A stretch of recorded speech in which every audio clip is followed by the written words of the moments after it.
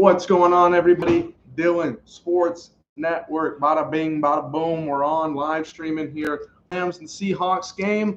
Hope you guys are going to enjoy this stream. Another football game in the works. I'm going to share the stream out to everybody on Snapchat, YouTube, Discord, Twitter. Anybody that can get their hands on it will get the link, and then we'll start talking about the game. Very much looking forward to this one, a Week 5 matchup here. A good Thursday night football matchup. You know, we've actually had some pretty decent ones, all things considered, but we haven't had a banger yet, and this one is in the makings for a banger. So can't wait to talk about it. Let me put out the links for everybody, and we'll get it going. Come join. Again, if you're not subscribed to the Dylan Sports Network, I highly encourage you to do so. More streams are coming your way. We'll talk about all the streams here in a minute, or the amount of streams. Again, this is only one of very many more streams to come. So if you like baseball, you like football, you like talking any kind of sport, we're probably going to cover it here. So Twitter just got the link. Let's go to Discord. Send that over. Game is close to starting here. I do like the lime greens. I'm liking the lime greens from Seattle. Some people can always hate, but I don't care. I don't care.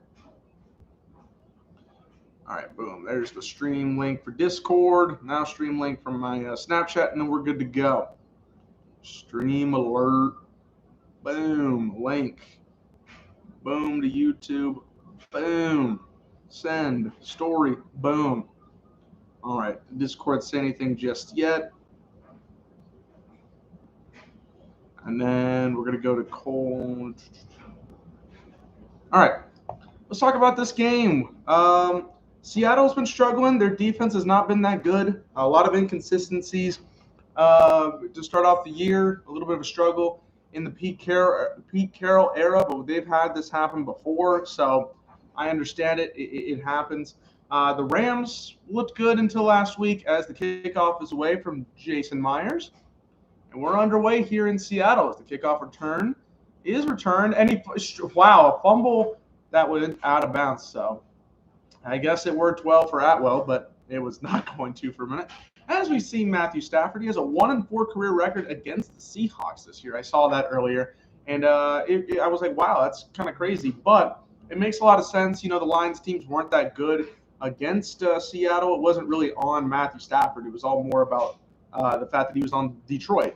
So, yeah, you can't really do much about that. But this year he's looked pretty good. 11 touchdowns, 2 interceptions, a 117.6 rating. Is the third best in the NFL. So we're doing something good here. 1st and 10 at the 16-yard line is where the Rams are going to start.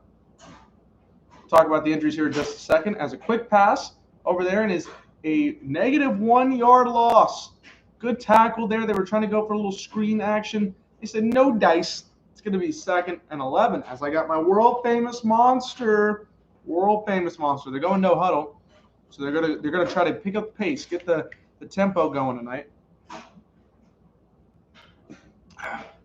2nd and 11. Stafford's got plenty of time. Throws to his left, and it's complete. That's Robert Woods. That's a gain of 15. Good for the first down.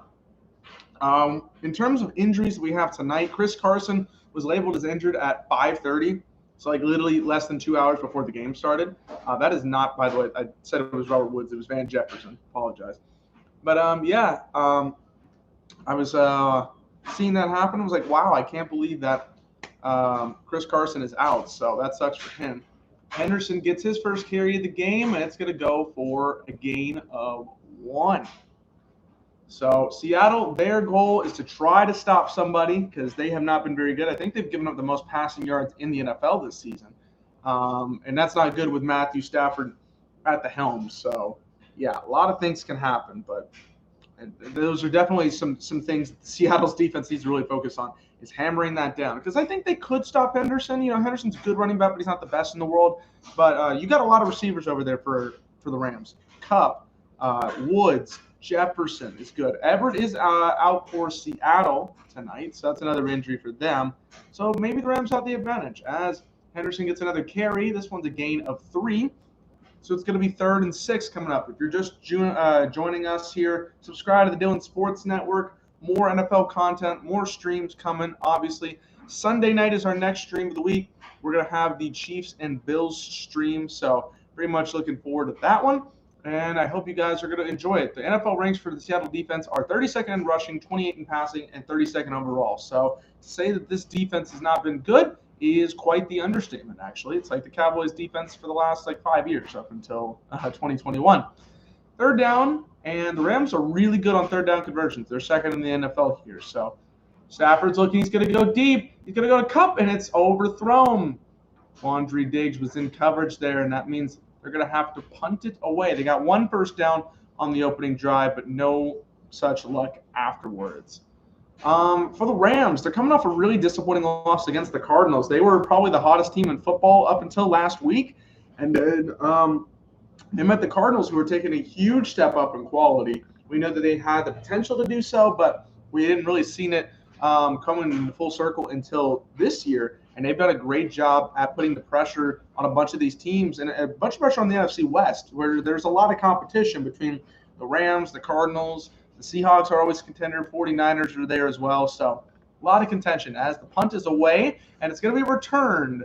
A good first move, and he gets it out to the 25-yard line. So not a bad starting field for Russell Wilson and those green jerseys. Look at those jerseys. I'm personally probably one of the bigger fans of the highlighter green jerseys out there, but, that's just me.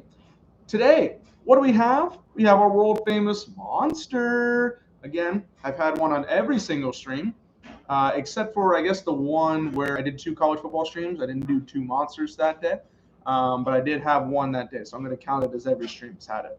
Rays are up 1-0 in the bottom of the 1st against the Red Sox, Robert said. Rockstar, I don't even like Rockstar, honestly. It's not my flavor. I like the zero sugar here, It works for me. Although this isn't even the best monster flavor, the pink monster, Ultra. That's where it's at. It's actually, now it's 2-0 Rays. They scored with a Wander Franco double, who's been one of my favorite players to watch this season. And Yandy Diaz got on an infield single, Infield single. Good stuff. But yeah, I think Seattle really needs this win. They need to come out here and set the tempo, get the pace going. Russell Wilson, he pretty much keeps this team afloat, and he's really having to do it this year because their defense has been awful. And honestly, let me look at their performances in their first 4 games of the season, because I seem to remember they could be worse. They won against the Colts week 1. Actually, no, 2-2 is pretty fair because they beat the Colts pretty handily. They lost against the Titans in overtime. They could have won that game, but the Titans went out there and finished it off. The Vikings destroyed them after the Seahawks had a 14-0 lead in the first quarter. So they blew that. And then last week they had a good win, a pretty good step up in the right direction against the 49ers. Me and Mitch and I were talking about that. We were in our predictions last week. We said we're going to go with the Seahawks here because we think the Seahawks are more their wall is against the back more than the 49ers. So I think that was a good start for them. They need to keep this going. And like I said, in a very competitive division, you got to win big games, especially against teams in your division. So 49ers last week got the job done this week against the Rams, who I think are a better team. One of the top 5 teams in the NFL, even after their loss last week. They got to do something. Kyle needs to show me something this week. Kyle Shanahan, he might be a little bit on the edge right now. A little shaky start for him. But yeah, let's see what the Seahawks do. Their first down at the 25. Kevel, probably not the biggest fan of what the Seahawks have brought to the table this year. We've discussed a little bit about it in our group chat, but let's see if they can do something tonight. First down at the 25. Runner is in motion. Wilson's looking. He's got plenty of time. He's going to throw to the left side, and it's complete. That's the main man, Tyler Lockett. Tyler Lockett, he is something else for this offense. If he wasn't in this offense, I think Tyler Lockett needs Russell Wilson, and Russell Wilson needs Tyler Lockett. They really work together. Obviously, 2018, they had that incredible passer rating that has never happened before. It hasn't happened since, and they got him 25 yards on this play. So first down, midfield already for the Seahawks. As we have a handoff here, and I believe that's Alex Collins going to get some rushes tonight after Chris Carson went down with an injury. He is not able to go, so Alex Collins is going to get some carries tonight, probably a decent workload for him. And so it's going to be 2nd and 7. Trey Lance, yes, I'm also ready to see Trey Lance. I think he has played some good football here. Hasn't had a whole opportunity yet. He's going to probably get his first start this week, and I'm looking forward to see what he does. As Russell rolls outside of his right, and there he is again. Tyler Lockett gets his second catch for a gain of 4. Russell Wilson's stats. He's got the highest passer rating in all of the NFL this year with 130.5. He's got 9 passing touchdowns to his name and 1,069 passing yards. That's going to get a big old nice from me. But 3rd and 3 here, I don't expect Allens to get the ball here. I think they're going to go with a pass. They don't have Everett here, so I was going to say a tight end, but probably not going to work for them. As Wilson rolls to his left this time, pressure is up there, and he throws it too far, incomplete. He was going to throw it to Collins, but there was absolutely nobody open, and the pressure was getting to him. Guys, let me know if this background noise is loud. The dryer is going off right now, and it's very loud in my ears. I don't know about y'all, but yeah, again, another first down situation for a team. They weren't able to get another first down after that, though, and a punt is coming. Donald was able to get a lot of pressure on Russell Wilson there. The goal. Let's keep the goal going. We're trying to get to 200 subscribers tonight. So, show some love, everybody, as the punt is away. And it looks like it's going to be fair caught by Cooper Kupp at the 12-yard line. So when we get back from commercial break, we'll see Matthew Stafford again. We'll see if the offense, any offense, can get going here. Let's talk about some NFL this week. We got a lot of boring games, a lot of good games, a lot of in between. There's a whole mixture, I would say, of what the NFL is bringing here. So Broncos Steelers. I think the Broncos should come out with a win. The Steelers have looked pretty bad, and I like the even line, the even split, actually, because it makes sense. Are the Broncos really a top-tier team, or are they pretenders? I'm more on the pretenders side, but against the Steelers, where Big Ben is absolutely toast, Big Ben sucks. He's not good anymore. And the problem that lies in Pittsburgh is that their backup situation isn't any better, right? They got Dwayne Haskins and they got Mason Rudolph. You really want to replace Ben Roethlisberger with one of those guys? I don't think you're going to get that many more wins with either of those guys. So, yeah, Broncos in a field goal tournament. Yeah. Well, they'll definitely win that because of the air and all of that business. But, yeah, they're just going to kick field goals. It's going to be another boring game. And, by the way, big fan, Gio, bro, stop being salty about John Harbaugh running the ball with 5 seconds left. It was dumb. It was a dumb argument, and I thought it was a stupid way for him to convey that. I was like, really? Really? We're arguing about this? Okay. Oh, before even that game is going to be Jets and Falcons, which I could not care less. I could not care less about the Jets and Falcons game. Why? Because both teams suck. And Calvin Ridley's not even playing this week, which absolutely screws with my fantasy in every way. I'm having to put Corey Davis in this week, so I guess that game will replace that. But, yeah, I would have hoped Calvin Ridley would have been in there and scored his first touchdown of the season. He hasn't even scored a touchdown yet. I don't even think Kyle Pitts has scored a touchdown yet either. Oh, no, Calvin Ridley has 1 touchdown. Ooh, well, won't even matter. Yeah, it is a punishment, Rob. I was saying this earlier. It's like, screw London, right? We want your money. We don't care about your wants. We're going to get the NFL stream here anyways. Is it better than a Jaguars game? Maybe, but not a whole lot more than a Jaguars game. But yeah, and then we got time. We'll talk about more as we go on throughout this stream, but those are the first 2 reactions. Not my favorite games of the week, and you definitely won't see my ass covering that London stream because it's at 8:30 in the morning. No, ain't happening, bro. First down for the Rams at the 12-yard line. I don't know why they gave that sparkly effect for Woods there on the left. That was very strange. As Stafford throws quickly, and oh my goodness, he still makes the catch. What a catch. That was a quick sidearm throw that went over Woods' head, and then he had to come back and make the catch. So that was a pretty good catch, although it could have been even more yards if he had caught it the correct way. Wow. What an adjustment, though. You'll get the first down. You'll take it. They'll take it. So a gain of 11 on that first down. Let's see if the Rams can muster up a little bit more than that.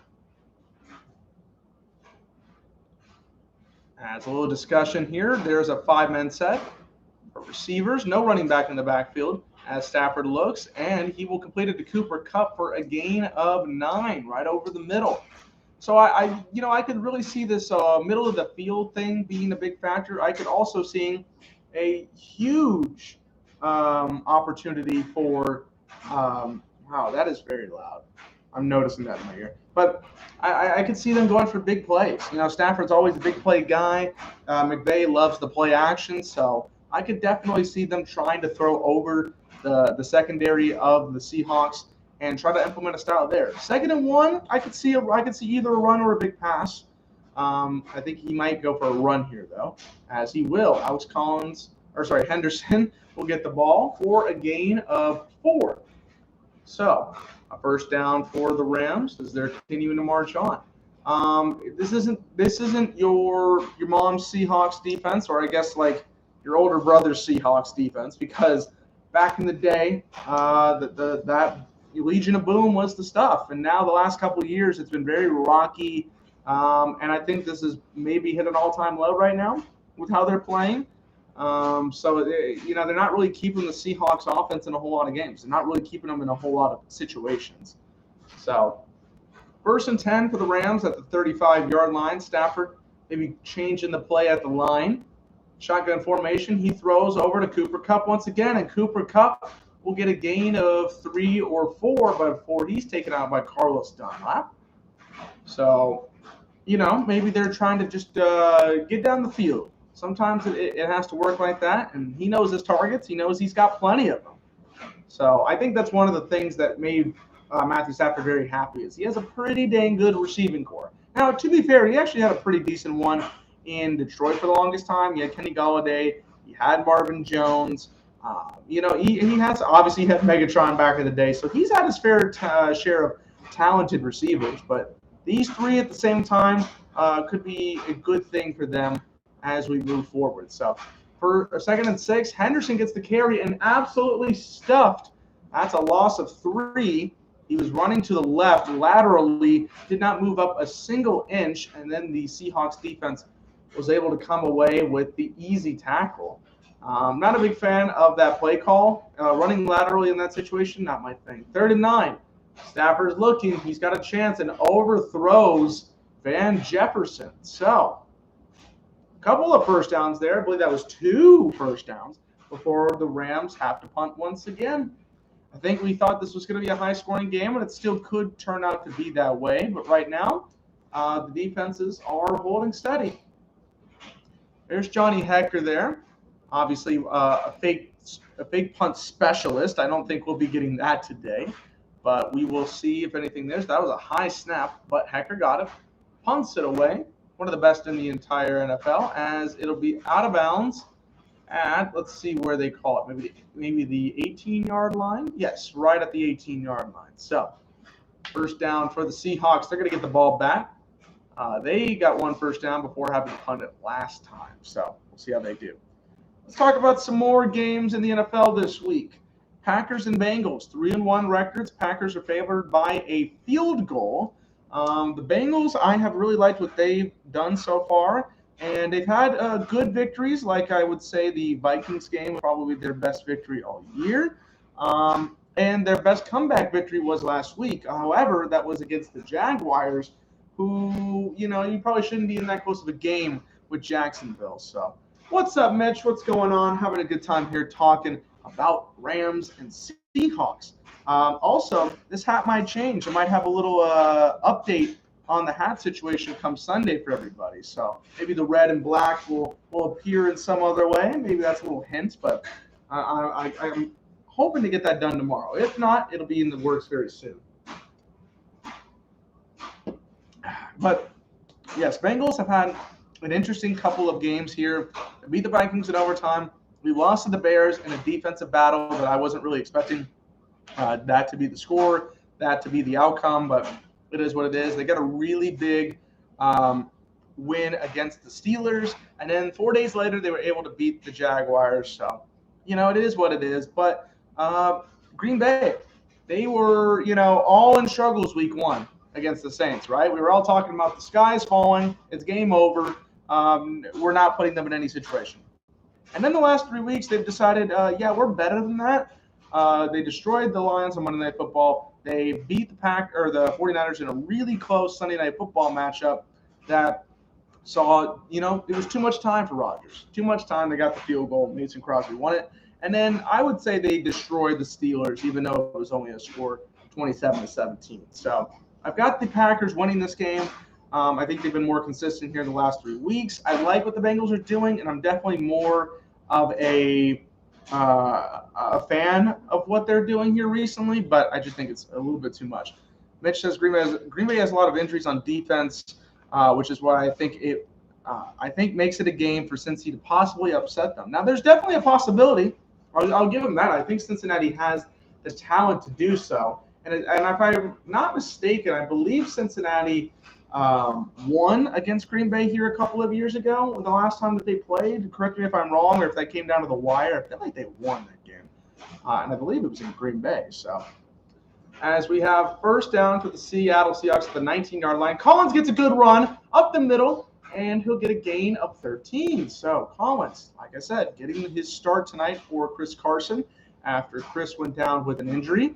And yeah, good run by Collins. He's been in the league for a couple of years. He had his run, obviously, most famously with the Ravens, and now here in Seattle as the backup running back. One of the two things I don't think you want to be in this league, at least in past Marshawn, are Seattle running backs and Seattle tight ends. So it is what it is. See, you say they're colorblinding, and they kind of are, but I enjoy them. I'm going to have to tell them that it's getting loud. As Russell Wilson throws quickly, and it's incomplete. Will Dissly try to catch that ball? It was a little low. Let's see. I'm going to text him about it real quick. Dryer is a little too loud. Boom. He'll fix it here. I'm a big fan, all right? I like him, okay? We can't all just be bland and generic. We need something outlandish, right? We all have to have something different. So, sorry. 2nd and 10. As a fake handoff there, and just went down. Oh, but we got a penalty. Right, did it just stop? Did it just stop? Oh, well, that's a good thing, I guess. You see the circle animation? Yeah, I see it too, and I'm like, I don't understand what's going on with the circle animation. Like, what is that about? What is the thing?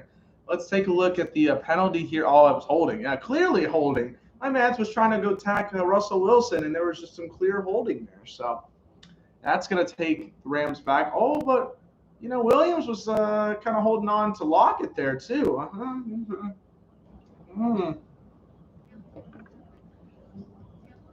Wow, okay.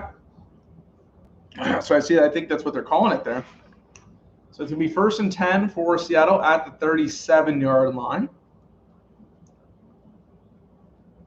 As we have a handoff here to Collins on the right side, and he gets nothing. Maybe one. Maybe he got passed for one, but that's about it. Jackson on the tackle there. A lot of those big boys trying to get out there. Dwayne Brown on your offensive line here, probably their best offensive lineman. They've been okay, I would say, better than some years. Collins, Lockett, DK, Will Dissly, your main 4 targets for Seattle. Again, if you're not subscribed to the Dylan Sports Network, subscribe. More streams are coming. Here, we're streaming Sunday Night Football against the Bills and the Chiefs on Sunday. So can't wait for that one. That's a big-time matchup. As 2nd and 9, Wilson under a little bit of trouble. He escapes, throws it, and it's complete. That is Russell Wilson magic to DK Metcalf right there. He was scrambling out there trying to get some separation just to throw to his receiver, And it was a lofter, too. It was not a bullet by any stretch. But Russell Wilson was able to get out of the pocket and throw not the prettiest of balls, but an effective one to DK to get the play. That's a Russell Wilson play. You're going to see that in NFL on Fox for the next couple of hours. Subscribe to the Dylan Sports Network here as we're starting off this stream here. 1st and 10 for the Seahawks. Collins cuts it up and gets about 4 or 5. Where's Kevo? I don't know, man. Maybe he's celebrating. I don't know. Maybe he's watching the game probably with what's his name? Apple Juice AC. We're gonna go with. Let's see. 2nd and 7 here. Seahawks are obviously in field goal range, but I think they want a little bit more. Tonight's goal, guys, 200 subscribers. Can we get to 200 subscribers? We need 10 more to get to that goal. So if you haven't already, subscribe, get us to that goal. We very much appreciate it. As another carry by Collins, a good run for a gain of 4. So we're going to be at 3rd and 2 coming up. But yeah, that'd be the big goal for us tonight. Obviously, we got the mega goal to get to, but we got to work on that. But if we can get to 200 tonight, that'd be cool. That'd be awesome.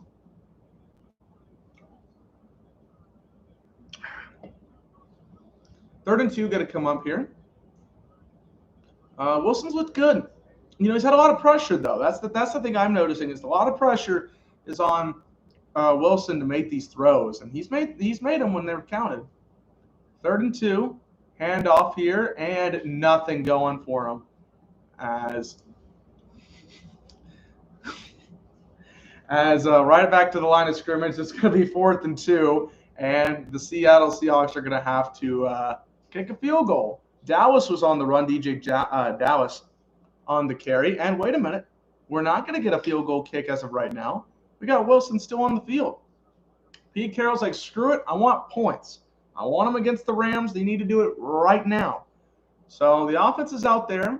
And I'm thinking they're going to either have to call a timeout or run this play because I'm trying to get them off sides right now. They just got to the line with like 9 on the play clock. So 4th and 2, we got a carry for Collins, and he is not going to get it. Not even close. And the Rams defense stops the Seattle Seahawks and Aaron Donald. Who else but Aaron Donald makes the play? He was in the focal point of that. So 12 minutes in it. Why? Here's the thing, right? I know they didn't run right towards Donald and all those guys, but, like, why? Why would you run on 4th and 2? You're not even with your best back. You're not even with Chris Carson. You're not even with Spin God himself in Madden for some reason. You're running with Alex Collins, who's a good running back, but, like, it's 4th and 2. Get something short. Tyler's got to be there. Somebody, Disley, throw the ball. Throw the ball. That's how I would have called it there. On 4th and 2, but I'm also not going to tell Pete Carroll how to do his job when he knows what he's doing for the most part. Maybe he's not as good as he used to be, but I would say he's still a pretty dang good head coach. Let's talk a little bit more about the games of the week. Lions and Vikings. Vikings are opening up as a 10-point favorite, which maybe that comes down to like the Lions play the last couple weeks, but I don't know, man. 10 seems like a lot for the Vikings team that only scored 7 points. Now, it was against the Browns defense, which is the top 5 defense in the league right now. But I don't know, 10 seems like a lot, especially in an NFC North matchup. I don't really like high lines against divisional rivals. I think those games are always unpredictable, very close a lot of the time. So when you see a whooping, it's like, wow, that's pretty good. This time around, I think it's going to be close, but yeah, I agree, Rob. I think the Vikings are going to take that one. Dalvin Cook is ready to go. I think Kirk is going to have a bounce-back week after his rough time against Cleveland. Lions, you know, I like some of their pieces. They're young, they're hungry, but they're just not there yet. And, you know, it's going to take some time, which I know Lions fans don't want to hear that. My brother especially does not want to hear that, but, I mean, it is what it is. What else we got? Dolphins and Bucks this week. That's had a 10-point line as well. Now that I could see hitting. I could see that 10-point line hitting because what have the Dolphins done? Nothing. They don't have a quarterback right now. Jacoby Brissett is not worth it. And the Bucks are the Bucks. And I know that they were having a hard time against the Patriots. They almost lost that game. But Patriots defense was very on its game, and I think Bill Belichick was really planning for Tom Brady to do something, right? He was planning for Tom Brady to go out there and be Tom Brady, and he stopped him for the most part. They only scored 1 touchdown. So against the Dolphins, it's going to be a different story.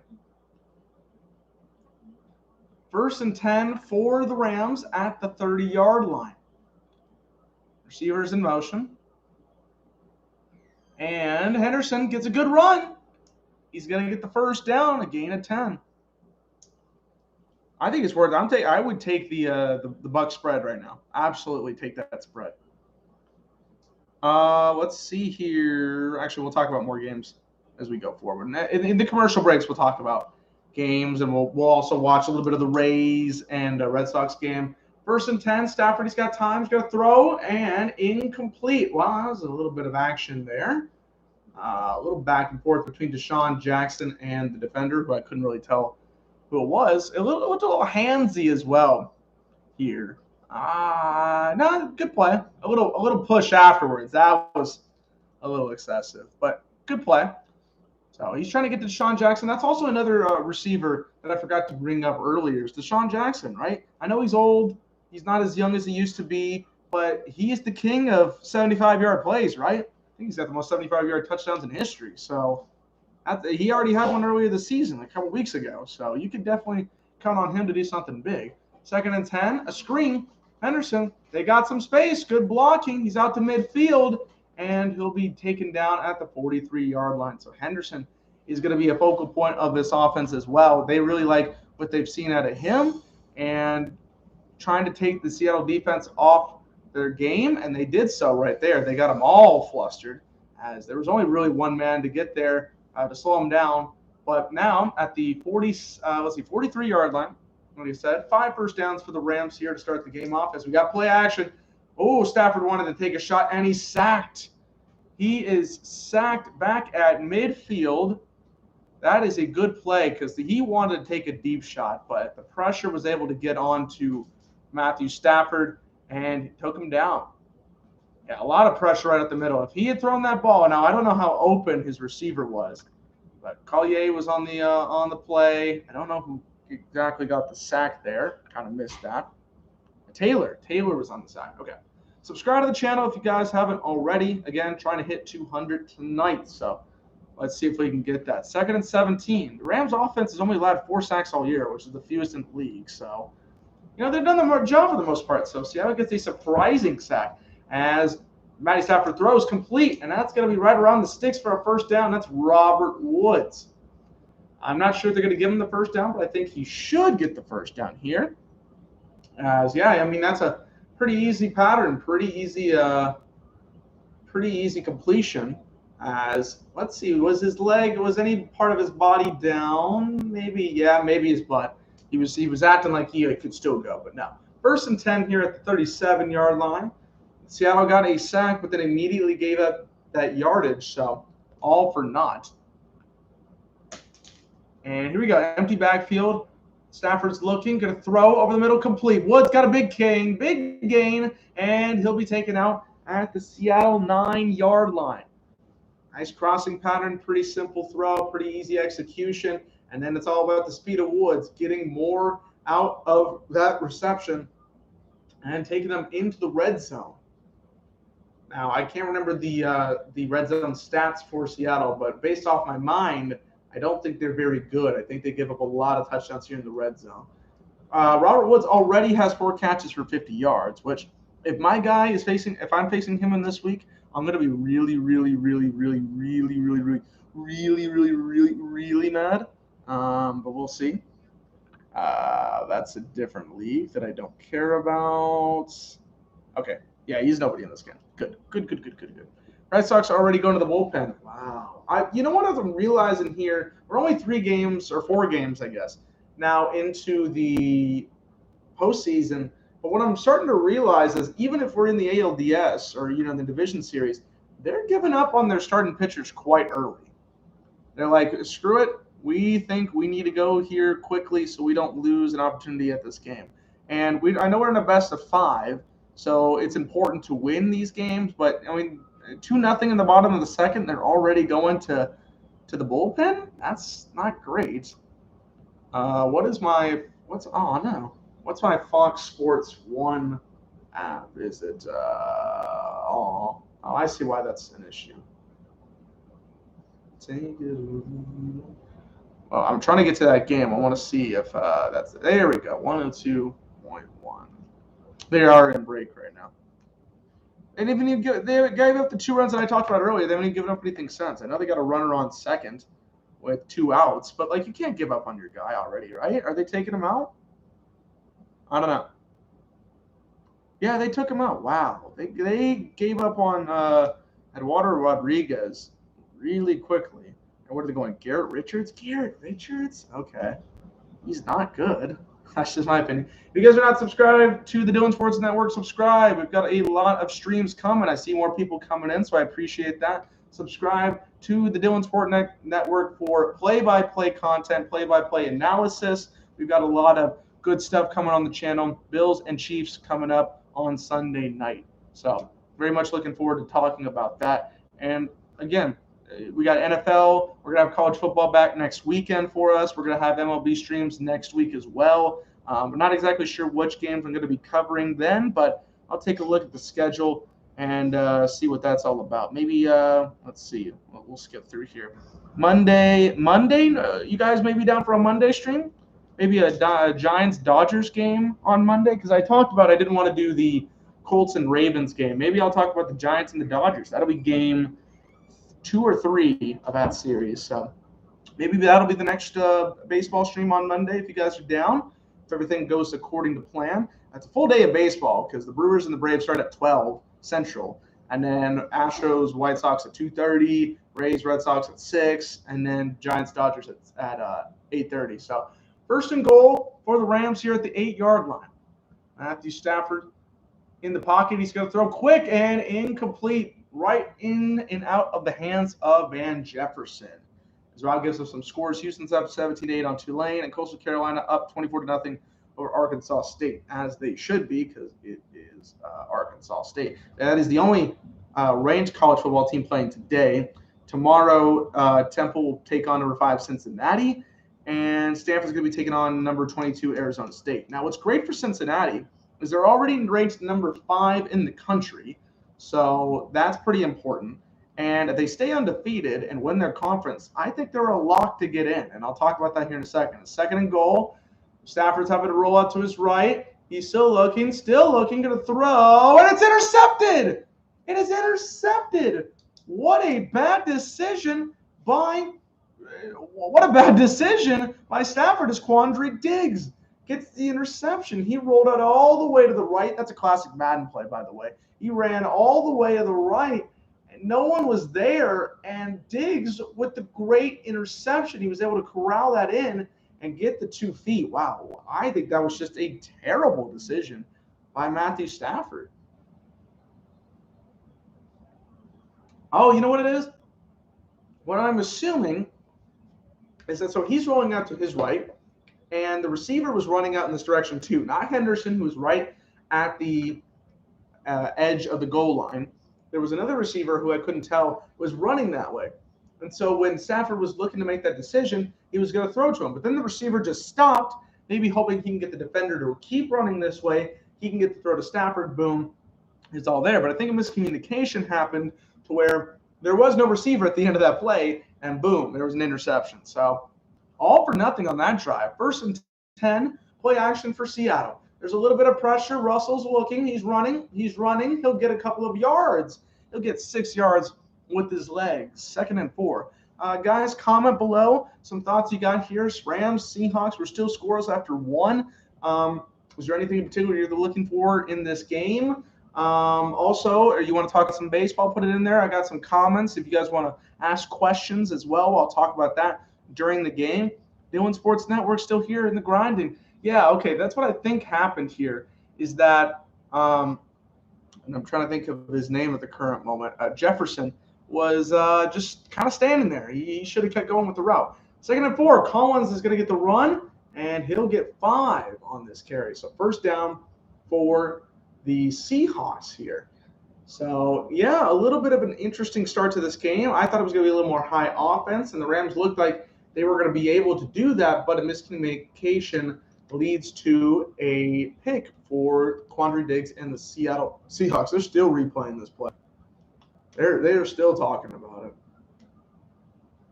I mean, I get it, guys. I get it. Where I'm still talking about it, but I don't need to see it again. As Collins gets another carry, he spins out of the first tackle, not able to get past the second, and he'll get a gain of 1 yard. So 2nd and 9 coming up as Okoronkwo gets the tackle. Consider my voice kind of like your radio play-by-play thing if you can't watch the game, or your accompaniment to watching the game. If you don't want to listen to Joe Buck, I understand. I get it, okay? I have watched plenty of games with Joe Buck, and I won't want to hear his stupid voice. But I need to hear the crowd and the interaction and all that stuff. So now you can just replace it with me and hear a little bit of the crowd. That's all you got to do. 2nd and 9. Russell Wilson gets the snap. He's looking. Go throw fire over the right side. It's tipped up and intercepted. Intercepted off the tip. And the Rams get the ball back. Reifert with the interception. Goodness gracious. Now both teams have traded interceptions, and that one is not on Russ. It was tipped out of the hands. It was one-on-one of Lockett and Ramsey, who is probably going to get a lot of attention tonight. And then right up there, Reeder got the interception, and boom, money magic. Easy stuff right there. So,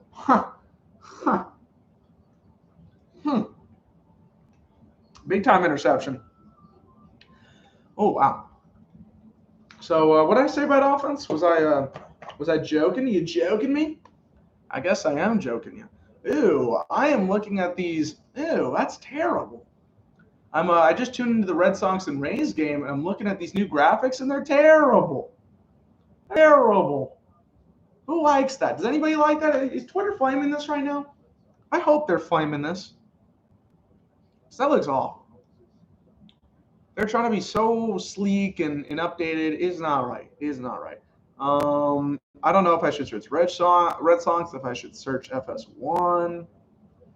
I don't know what to do about that, but that looks terrible. I'm gonna search Fox Sports 1, see if I get anything about that, because I think these graphics look terrible.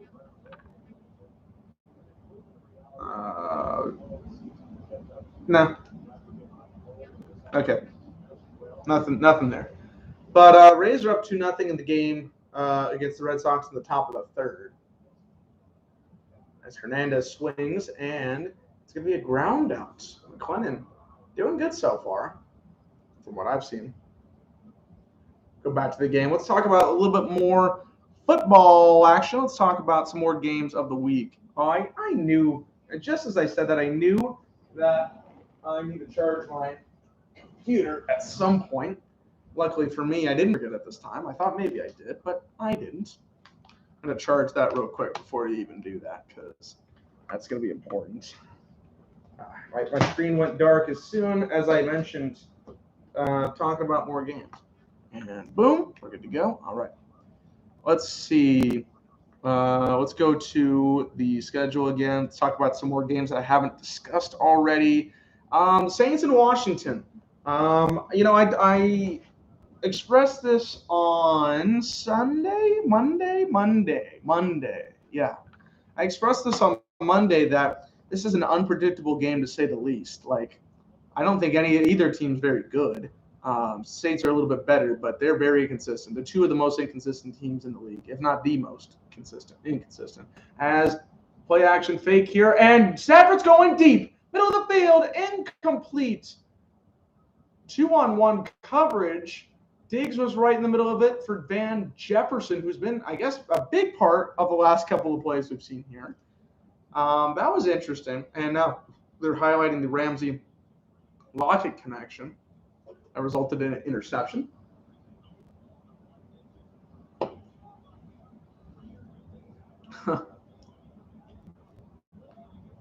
I don't know what Ramsey and Donald are talking about over there. But hey, whatever. Rams are almost at Seattle territory. They're at their own 48-yard line here on 2nd and 10. Snap off is away. Stafford throws quick to who else? Cooper Kupp. He'll get a gain of 3 or 4. And so it'll be about 3rd and 6 or so. Again, if you're not subscribed, subscribe. Dylan Sports Network here.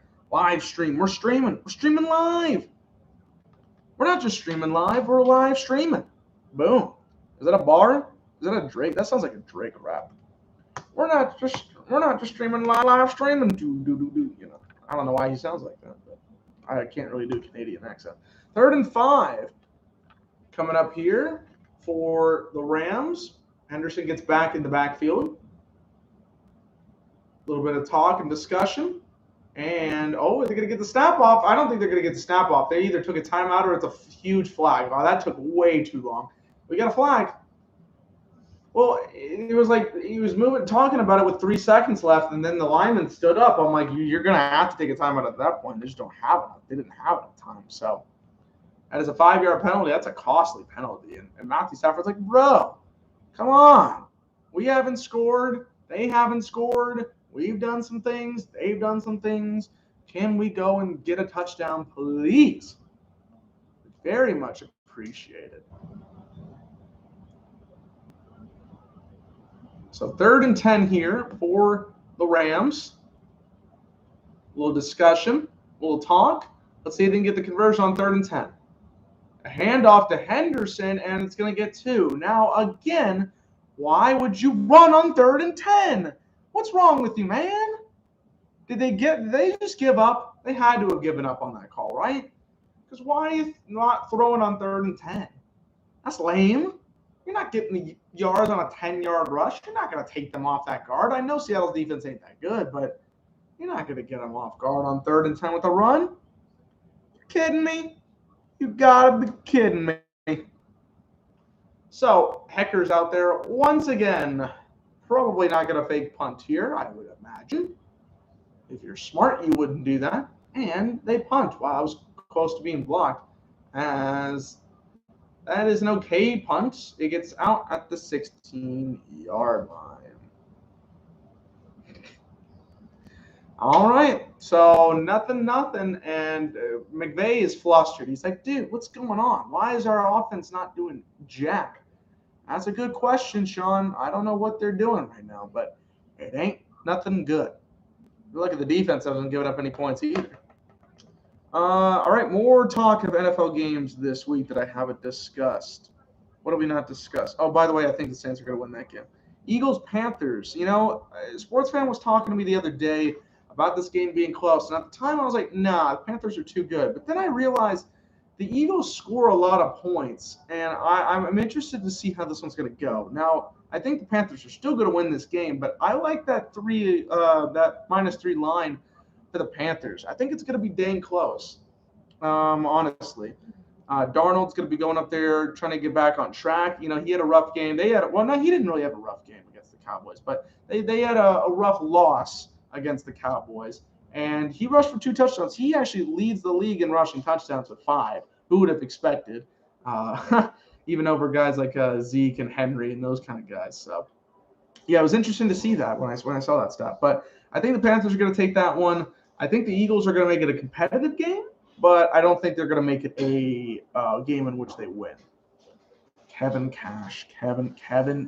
Nash. Titans, Jaguars bores the absolute crap out of me. I don't know. Has anybody got any update on Brown and Jones' status against if they're going to be here, which I don't even think they need to play them, because I know I said that they were not going to be a factor in beating the Jets last week, and then they lost. But I definitely don't think they need to be here against the Jaguars, because the Jaguars suck. They are the worst team in the NFL. Them and the Texans. Man, please don't tell me they play on Thursday Night Football. Do they play on Thursday Night Football this week? I feel like this season, I feel like they always play on Thursday Night Football, and I have no idea why. Okay, they already played. They played first game of the year, and they're going to be playing on CBS okay, all right, good. That actually kind of scared me for a second. I was like, these people can't be this dumb, right? They cannot put this game on primetime spot, because that would be awful. Shane Walden there. Let's see what Seattle. Can anybody come up with the offense, because there has been some good offense. By the way, that was the first interception that Russell Wilson threw in his last 185 passing attempts, which I believe was the longest streak in the NFL. Burrow had a streak of 199 going into last season and this season, but then threw 3 interceptions in a row. As a nice carry, and that's a gain of 15, a good run. And that was from Hart, I believe. Good run. One of the best plays of the game.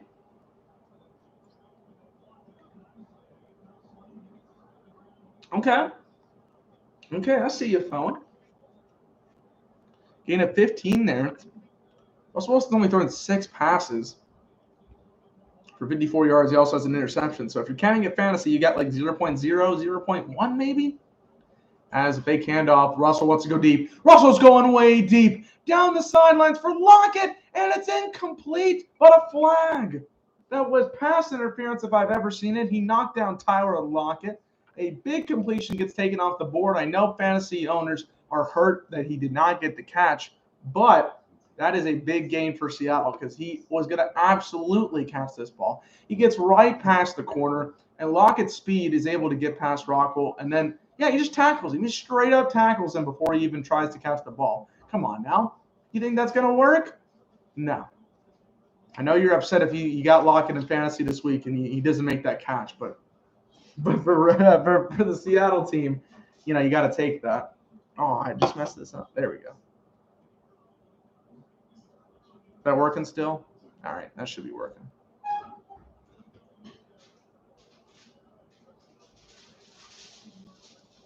First and 10. Collins gets a run to the right, and he'll get a gain of 3. Every time I have to deal with this stuff, something has to happen here.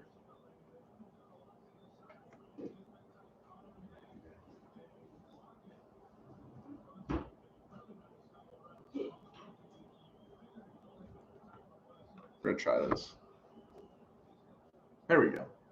That'll do. As long as everybody can still hear me and it's not staticky, we're good. We had those troubles on Tuesday and it kind of pissed me off, but we're good. 2nd and 7 at the 19. They need to get rid of this sparkle like highlight thing that they're doing with like Ramsey and everybody else. I don't understand this. 2nd and 7. Throw over the middle. It's complete. DK Metcalf touchdown pass. An absolute beauty from Russell Wilson. And there's DK Metcalf. I believe that's his first catch of the game. And we had our first score of the game, finally. These offenses were driving. They couldn't finish it. Rocco on the very bad pass interference earlier on this drive. DK got right past Ramsey, bro. That was terrible coverage by Ramsey. He got absolutely destroyed. And then, yeah, just got into the end zone for a nice touchdown. So Seattle finally scores on the touchdown. Myers is in for the extra point. And his kick is good right down the middle. So Seattle, they get on the board. DK in his blue hair, looking like an airhead. Unbelievable. But he's not looking like an airhead on the field. All right? He's looking like the beast that he is. And that's 6 points for Seattle. I guess 7 with the extra point. Finally, I'm actually excited there was some offense there. I was like, man, give me something. I mean, I like a good defensive game, but there was a lot of mistakes that could have taken that away. Oh, I just saw Nelson Cruz. Did he get a homer? Whoa, what the hell? See, this is why Tampa has the worst stadium in human history. Or are they calling it a homer? They're signaling it a home run. Okay. I hate their stadium, though. It's terrible. It's garbage. I was like, why is he running so slow? And then they just kept running. Okay. It's a homer, I guess. He crushed that ball, too. And that's good because he's been struggling since he got to Tampa Bay. But that is God, I just can't stand that stadium. It looks terrible. Every ball gets stuck in the catwalks and stuff. Kobe made it. Yeah, why? Like, oh my God, why does that even happen? Why does that exist? Tropicana Field ground rules. They're going to bring this up with those graphics so quickly. Batted ball that strikes any part of either the A or B ring in fair territory, in play. If caught by fielder, batter is out.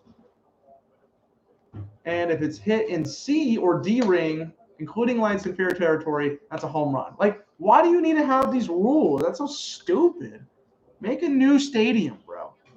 I know they haven't built one because, like, people in Tampa just don't care, even though they act like they care. I don't know why.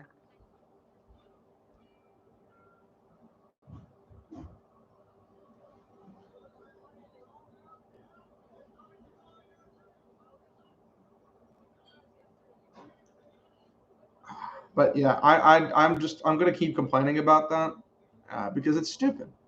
It's just dumb. And if there's any way to keep complaining about things in this society, we'll find a way to keep complaining about it. Dang, a whole Seahawk landed on this guy's head. I'd be scared out of my mind. I don't like birds. Can't stand birds. If you don't know me like that, I can't stand birds. Oh, I just realized why this is so bright. Earlier today, I was doing an interview with somebody at the local NBC station, and then I was taking pictures outside, and then I realized, wow, it's really sunny out here. So to get this clear picture, I have to turn the brightness up. So we got the 19-yard touchdown pass to DK Metcalf, and Seattle was on the board 7-0 as the Rams are going to return this kickoff to the left side, getting a good little couple of amount of yards. I actually don't know where he got out of bounds, but here we go. There's Matthew Stafford. He wants to bounce back after that interception, after that 3-and-out. And Sony Michel in the game. Sony Michel, they're talking about, is Henderson hurt? Uh-oh. Is Henderson hurt? Because I was like, why is Michel in the game? So now Michel is in the game. Henderson's on the sideline right now. Michel, obviously the running back for the Patriots during the Super Bowl 53 win. He didn't really pan out for them, but he's been okay as a running back in his career. As he gets to the right side, and a gain of 7. I think he's a good talent. I talked about him in very extensive detail in a video when he got drafted. It was like 2018, I believe, is when he got drafted. I discussed when he got drafted. Oh, they're talking about did Stafford jam his thumb? He jammed something? I don't know. But yeah, I talked about him in detail at that point. I was like, man, this kid's good. This kid's very good. And he's got that explosiveness. He has that kind of power, or not the power, but like good traits about him. It just didn't really work in New England. So 2nd and 7 here at the 30-yard line. Another handoff from Michel. He makes a good cut, and he's got room. He gets it to the 45-yard line, and the Rams have a first down. Maybe some life here for the Rams offense. Their first 3 drives resulted in a punt, an interception, and guess what? Are you ready? Punt. So can't really tell you that they were going to do anything much on that, but so it's such as life.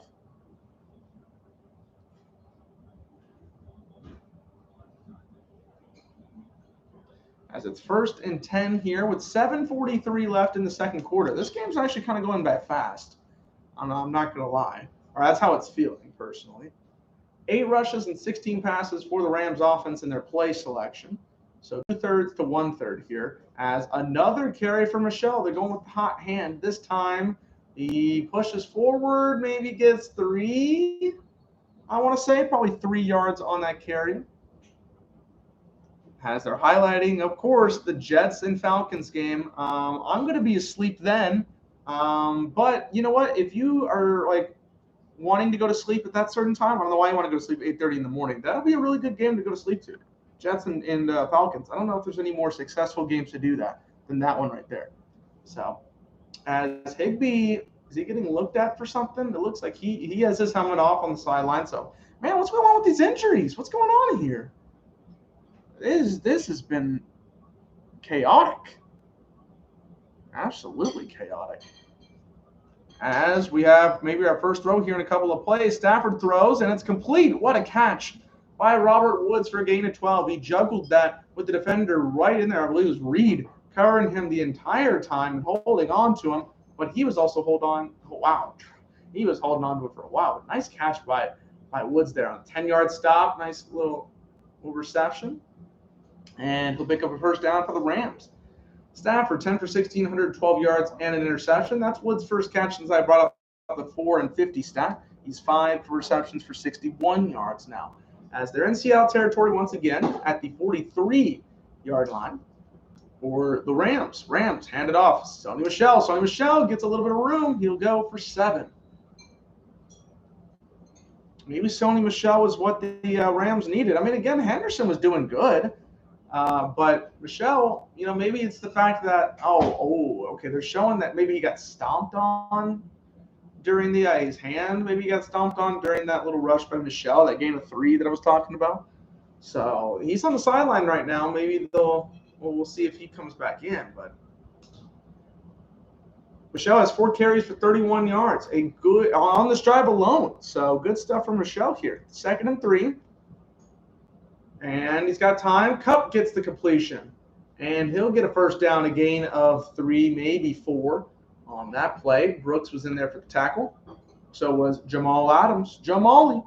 As we reach the 1-hour mark on our stream. If you haven't subscribed to the Dylan Sports Network, subscribe. And more streams are coming y'all's way very, very, very, very soon. I'm taking off Friday and Saturday for streaming. But I will be back on Sunday night for our game against the Bills and the Chiefs, and then I'll be on probably Monday for the Dodgers and Giants stream, which would be pretty fun. I want to talk about all things baseball once again in that game between two of the best teams in baseball. Stafford 1st and 10, throws over, and it's complete. That's a gain of 8 for Sony Michel. Again, just trying to get more offense down the field with no points on the board in the first half. You got to think the Rams they're going to pick up the urgency here. They're not even going huddle here. As it's 2nd and 2, I'm going to imagine they're probably going to give the ball back to Michel here with his hot hand. He caught the last pass as well. As there's some discussion here before we get a playoff. Woods is the only one lined up, Jefferson's the only one lined up on the side as Woods is running. And Michel gets the run and gets right back to the line of scrimmage. So just as predictable as I said it was going to be, Seattle had the same thought. And it'll be 3rd and 2. Hyder on the tackle. Kerry Hyder. What a man. 3rd and 2 coming up here. And Seattle, they could be tied right now. They could be down. I think they're pretty fortunate to be up 7-0. But it would be even better if they were able to take some points off the board right now. So 3rd and 2. I would not call a run here.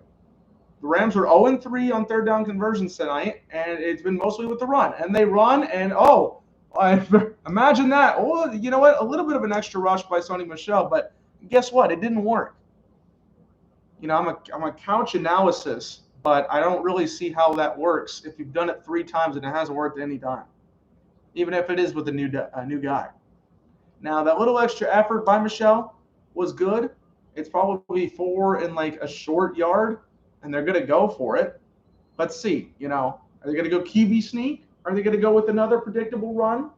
Who knows? I'm almost certain they're not going to throw it because, it is what it is in this situation. And they're going to go for a run, and they get the first down, a gain of 2. So sometimes you're able to get through with one play just to get it done. And I know McVay would have been screaming his head off if they hadn't gotten that first down, but they got just enough out of that. And what's crazy is I was criticizing the Seahawks defense quite a bit when they were, before the game about how bad they've been, and they haven't given up any points. They might give up some here as we got play action. Stafford rolls out to his right. He's looking. He's going to throw a sideline complete for Woods. That's a gain of 7. Pretty easy completion, and that makes it we're going to have probably one more play before the 2-minute warning. Simple little route by Woods there. Got past his corner. The safety was never really going to follow with Woods. So that led to a pretty easy completion for there. Actually, as we're heading to the 2-minute warning. So Rams have it in Seattle, red zone territory. Can they score? We'll find out when they get back from commercial break. As again, I'll bring up the fact that you should subscribe, share the video. Any count helps. Anything helps to grow the channel. Come on, not this mic situation again. All right, yeah, I just need to stop touching stuff on here. But anyways, that'll be a very much appreciated, very big help to gain more viewers onto the channel, to grow it, as we're going to keep moving forward. Monetization is still far away, but not too far away, if that makes any sense. as I'm going to turn it on to the Tampa and Boston game here for a minute. Devers, did he just get a single? He did just get a single. Gosh, can we just get rid of Candlestick, or can we just get rid of this ballpark though? Or yeah, can we just get rid of it? Because every other ballpark in this division is really good. Like obviously you got Fenway for Boston. The new Yankee Stadium is beautiful. Camden Yards in Baltimore, even though they suck, is really, really good. And Toronto's probably got the second worst, but I mean it's not even that far off. Like Rogers Center still looks very, very nice. And plus it's in Canada. I know they haven't been able to play there, but you know, it's better than this shithole we're looking at right now. It just bothers me. Them and Oakland, which I know they've been trying to build a stadium for years. I need, please, somebody buy these teams a new stadium. Maybe I'm also spoiled because new NFL stadiums are getting built, like the SoFi Stadium and Allegiant Stadium, and those are like gorgeous projects. Heck, even my Rangers just got a stadium, and they're not good. You know, they spent $1.2 billion to get a stadium for a team that wins 61 games a year. So, I don't know. In the Rays just won the world or got to the World Series last year. They're a playoff contender right now. I know it's going to take time to build the stadium, but can they at least make any progression? They're just like, nah, we don't want to do it. I don't get it.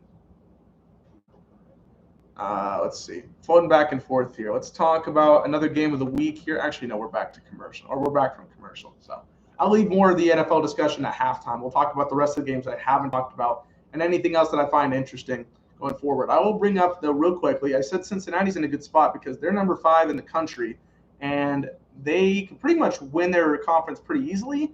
And Penn State and Iowa is a 3-4 matchup, and one of them's got to lose.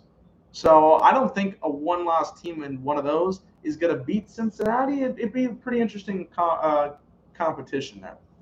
Second and 4, this has been a 7-minute drive for the Rams. Maybe that's why it's felt long. As Michelle gets another carry, he stumbles forward. Are they going to give him the first down, or is he going to be a yard short? I believe he's going to be a yard short. If he didn't stumble, he definitely would have picked up the first down. As, yes, he is a yard short. As my eyes are hurting. Maybe shouldn't have had that loss, Monster, but you know what? We're keeping it for the stream, guys. It is what it is. We're going to get sponsored by Monster one day, all right? I don't care if it's 1 year, 10 years. You're going to see DSN on there. That's going to look great. The branding. 1:23 left here in the second quarter in the first half. 3rd and 1. Are they going to go with the run? Let me guess. They're going to go with a run, right? And, oh, my God, they went with the run. And, oh, my God, they got stopped. Who would have freaking guessed that was going to happen? As Woods is on there for the tackle. I mean, it's not rocket science. You're a play action machine, right? Use play action. Use a receiver to go out there, because then if it's 4th and 1 and you still want to go for it, then I'm going to accept the fact that you'll run.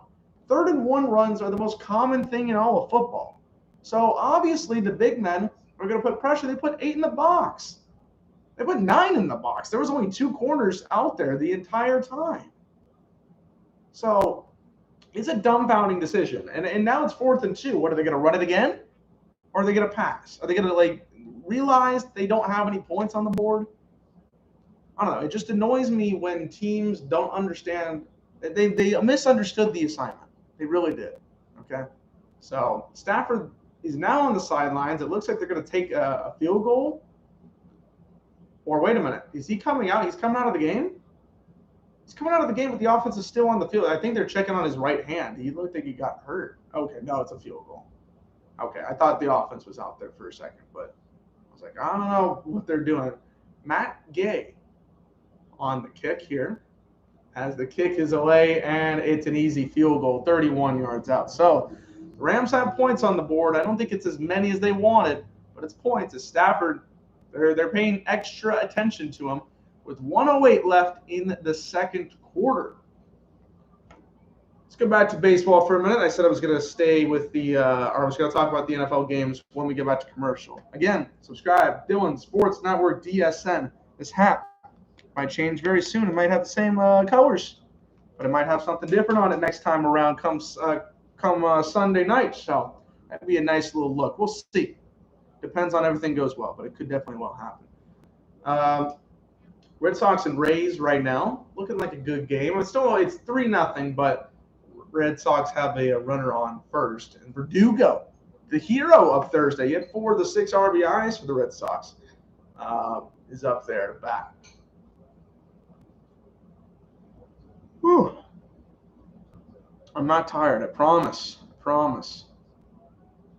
That is not my goal, is to be tired. JD still, JD still hurt, right? Yeah, they were showing him with the tablet, which I feel like is a weird thing to be showing. But you know what?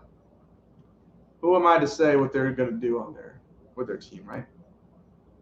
Just waiting for the game to come back on, and at halftime we'll talk about the games I haven't discussed, including, if you haven't heard yet, the Cowboys and the Giants matchup. Almost 1 year to the day.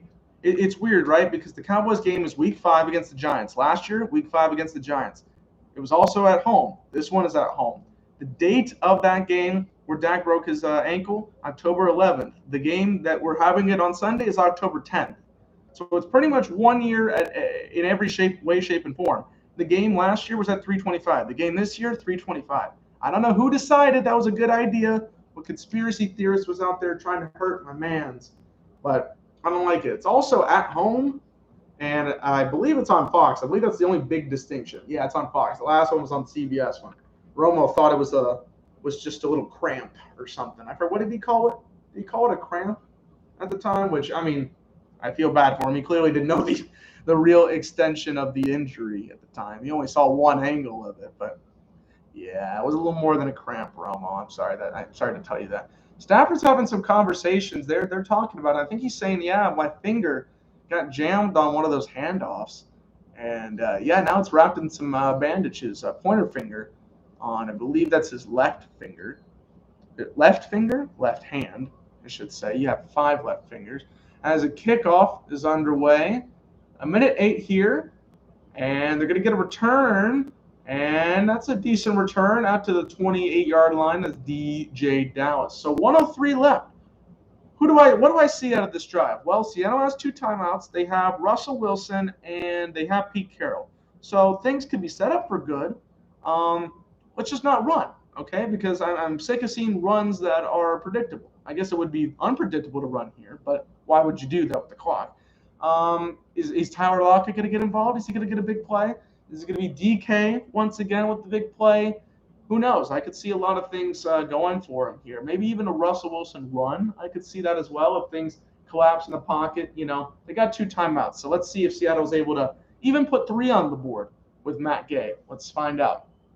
1st and 10, 103 left. Wilson's looking. He's going to throw. And wide open, completed to DJ Dallas. That's an HB play right there. That's Madden right there for me. You got the running back coming out of motion. He gets past the corner, and it's just a little chip pass. So that is big yardage. Now down to the 47-yard line. Or no, 43-yard line, excuse me, of the Rams. You're almost in field goal situation already. You have 2 timeouts. Although they are wasting a hell of a lot of clock. 35 seconds left. They didn't take a timeout on the completion. Now they're going to run it, and it's a gain of 4 as they're probably going to take a timeout here. So I don't know if they're content with giving a field goal, but I feel like they should try to go for a touchdown. They had a really good design play that took the linebacker out of the situation, as they're highlighting here. They're highlighting the fact that they're focusing on DK. So the linebacker is getting crossed over with the corner this way. There's only one go over to DJ Dallas, and he's way behind the play. And then you got to kind of the safety come over to try to make the tackle. So it was a very well-designed play. It got them, 25, 30 yards on that to DJ Dallas, who is like their 3rd running back, or I guess their backup tonight, would deal with Collins as the starter. But halftime's coming up, 27 seconds left. They do have a timeout. I would personally like to see them either take a shot down the field or throw it to the sidelines, because you don't want to burn that timeout right now in this situation. I think it would not be advantageous for them to do so. They're at the 39-yard line, so there is field goal range right around there, but you definitely want to move it up forward to help out your kicker, because you're really screwing your kicker over if you give him this kind of position. 2nd and 6. Wilson, that's pressure. He's taking a deep shot. It's supposed to be for Lockett, but there was complete miscommunication. But there's a flag. That could be holding. That's what I'm going to assume because Lockett wasn't even within 10 feet of that ball, or 10 yards, I should say, of that ball. And I think he was definitely designed to beat that. But let's take a look. Donald was there. Or are they going to call him for roughing the passer? Is that what they're going to call it for? Yeah, roughing the passer. He hit him in the helmet. Okay. Interesting, which I think this bails out the. Wow, he's like, come on now? I didn't rough him. He takes bigger hits in practice. Yeah, I mean, I don't know.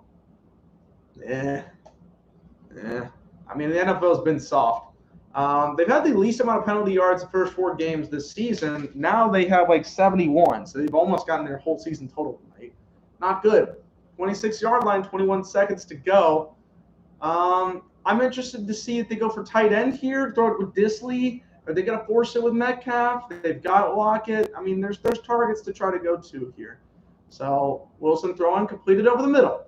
And I believe, I can't tell, that's Swain on the completion. 16 seconds. Did they take that final timeout? I believe they did. So if you have a completion in the middle of the field here, you're going to have to spike it immediately so that you can get the field goal unit on.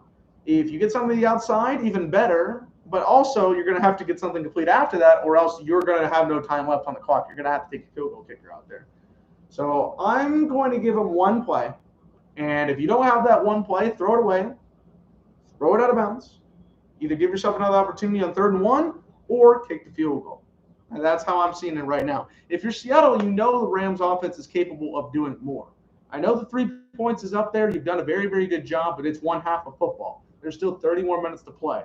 So no matter what you did in the first half, it ain't going to be nothing going into the second half if you don't hold them. So we'll see what that. We'll talk about that when we get to the second half. But we also need to address this drive right now. We need to see if Seattle's able to score here. 2nd and 1. I could see them throwing to the sidelines, but you also know the Rams are going to be looking at the sidelines as well, because anything in the middle of the field, they're going to have to rush so quickly. Russell's looking, pressure. He's looking to throw over the middle of the field. Complete. It's Tyler Lockett, but a flag. A flag is down. We'll see what that's about. This could be big for Seattle, or it could take away a touchdown. Let's find out. The Seattle Seahawks holding offense. Wow, what a backbreaker.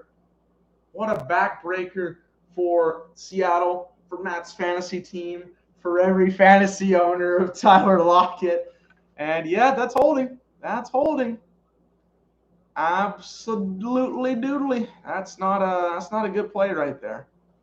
And I was bringing up the Seattle offensive line. I thought they've been playing better this year, but that is a costly penalty for 7. And Pete Carroll says, man, I'm the oldest coach in the league. I have seen World War II, and I've been around the park. We shouldn't have penalties like that. But it's funny because that's the first penalty they've had the entire half. That just happens to be the most costly penalty they probably have all night. So now 10 seconds left. They still have the offense on the field. They're still thinking they could score this touchdown, which is quite rich, considering that's the 25-yard line. And now the Rams are taking a timeout. I'd have been like, screw it, go for it. You're not going to get anything. Now I hope this gives Pete Carroll a chance to go, hey, let's go ahead and kick this field goal. This isn't really worth it. But if you guys are just tuning in, subscribe. Dylan Sports Network, DSN is the logo name. We're here streaming big games. I'm also wanting to stream more afternoon games because apparently those get a lot more views. The MLB stream I had on Tuesday before I absolutely got screwed had a lot of views. It got another 1,000. So I'm probably going to do another MLB stream here soon. On Monday, actually, is the goal. Got to see the assignments for the week, though, because they're going to take care of school. You know what I mean? But I definitely know we're doing Sunday Night Football, Bills, Chiefs, and then after that, maybe Dodgers and Giants. And then we'll go from there. I don't know about anything else. Oh, I'm also announcing that next Sunday, not this Sunday, but next Sunday, I'll be on the Bottom Line View to stream the Patriots and Cowboys game, which is a big one. That is a big one. Mitch's Patriots, my Cowboys. A lot of stuff going to be going on there. A lot of non-bias, I would say. It's going to be the most fair and objective game I have all year. Absolutely. I don't know why it wouldn't be objective here on Dylan Sports Network. We're all about journalistic integrity. As 2nd and 11, I am interested. What is this play call going to be? They're going to throw straight to the sidelines. Tyler Lockett gets the catch, so at least a couple of fantasy points replaced from that touchdown. 7 seconds left. Are they really trying to move up the field for Myers here? Because who cares? He can kick a field goal that's like 35 yards at this point. 3rd and 3. Okay, now Myers is out there. I'm like, come on, bro. You don't need to be moving him up. He knows how to kick a field goal. He's not terrible. He is too. Wow, this is only his 4th field goal attempt of the entire year.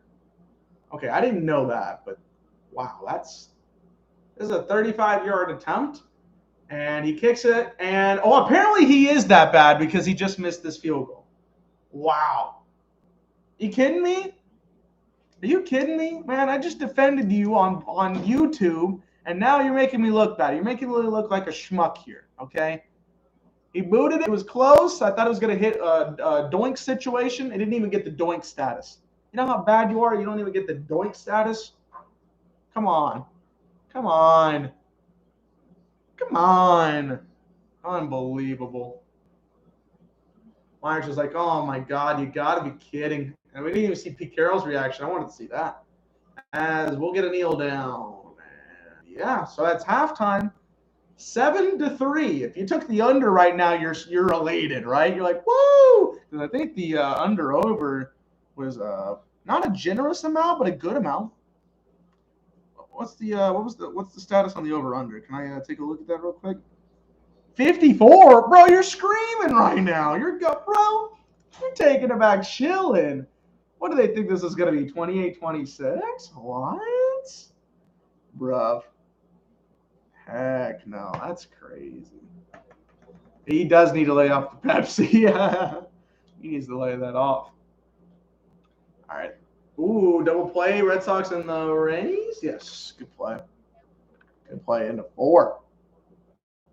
Man, my legs are hurting right now, though. Let's go ahead and talk about the let me do one more thing real quick here. I want to see this real quick, and then...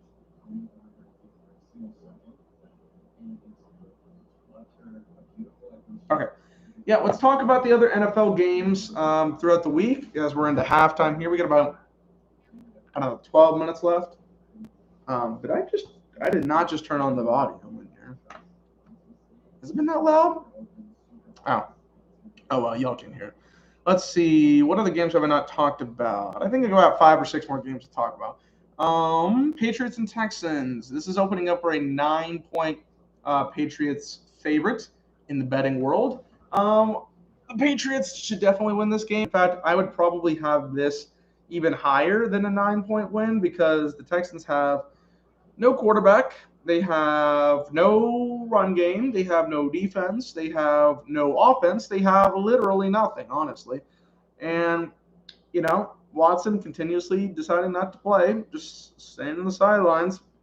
I don't want to say he's being a distraction because really has anybody talked about him since the season started? It's actually been very quiet on that front. But Patriots should win this. I agree, Rob. They should also cover.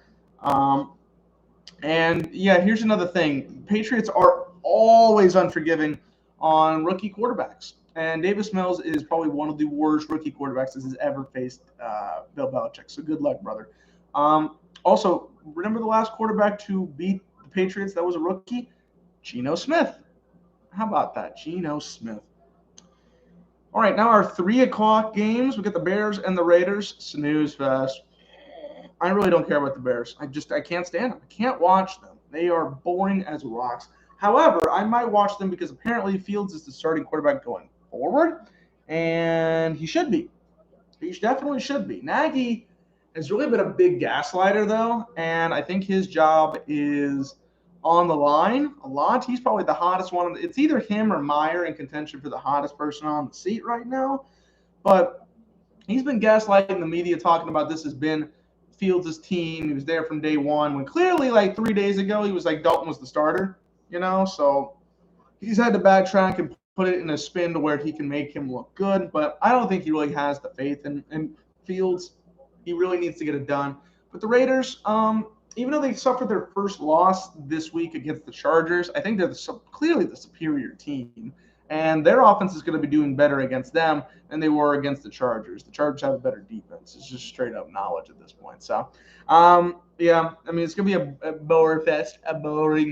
That's why I'm not going to stream. I wouldn't even stream it anyways because Cowboys are going to be playing, which I'll talk about here in a minute. But, yeah. Let's talk about an AFC West team that is going to have a really good game this week, or a matchup that's going to be good within that division. It's the Brownies taking on the Chargers. Chargers. I've had my fair share of liking both of these teams over the years. Now both of them are pretty good, sitting pretty at 3-1. This might be one of the better games of the week. Of course, the big news coming out of Cleveland is that Baker's been playing with a torn labrum, which apparently a lot of sports players have come out and said they've had this injury and keep playing through it, and Baker's going to keep playing through it. I find it pretty crazy, but I guess that's the way that sports goes sometimes. I think it's going to be a good matchup. I think the Browns defense has been a top 5 team this year, and they've got a lot of pieces together. They've got it almost all put together, and I think they're one of the main contenders in the AFC. As for the Chargers, they have been a sneaky one of those as well. They could easily be 4-0. They beat Washington in week 1, which wasn't my most impressive win that they've had. They lost against the Cowboys, but there were a lot of penalties where they shot themselves in the foot. And in the last 2 weeks, they've had 2 very impressive wins against division rivals in the Chiefs and the Raiders, who were both, pretty right up there at this point. So I think this is a pretty good team. Now they're playing the Browns. If they win here, they play the Ravens next week. They get those 4 wins. Man, that's a good look on your resume. That's a very, very good look. So I'm going to go Chargers here. I think it'll be a close one. What's the spread here? What is the spread? 2? Okay, yeah, so you're pretty much essentially picking the Chargers on the points as well. Because unless if you're like, oh, it's going to be 28-27. But I don't see that anything like that. 14-13, I guess, if it's a defensive matchup, which that might happen. But no, I'm going to go Chargers here as Vasquez takes a swing. Okay, it's not a home run. I would have called that as a home run. It's at the warning track. 49ers and Cardinals is another game this week.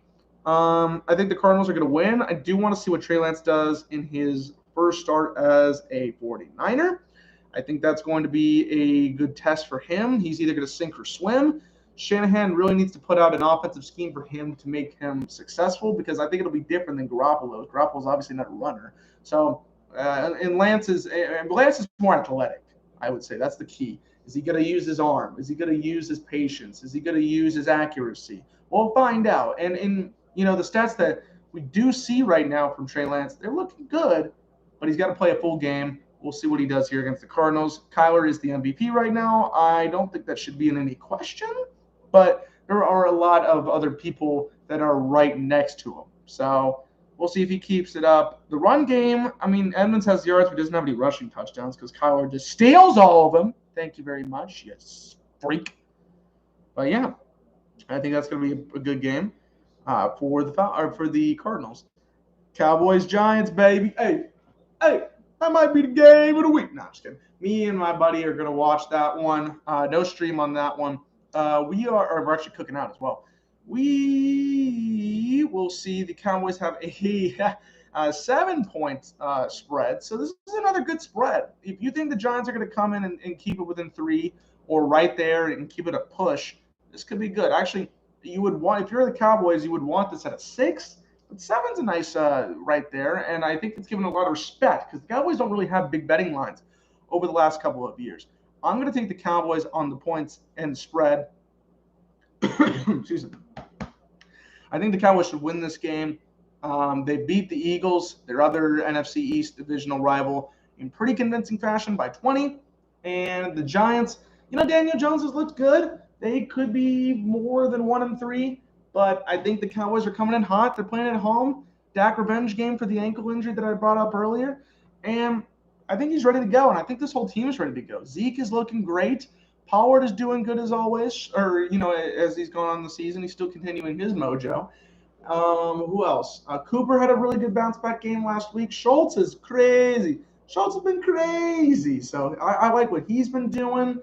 The defense has been pretty good. Trayvon Diggs That man's going crazy. That man's going crazy, crazy. He's defensive player of the year right now. That's how crazy he is. 5 interceptions in 4 games and a pick 6, bro. Bruh.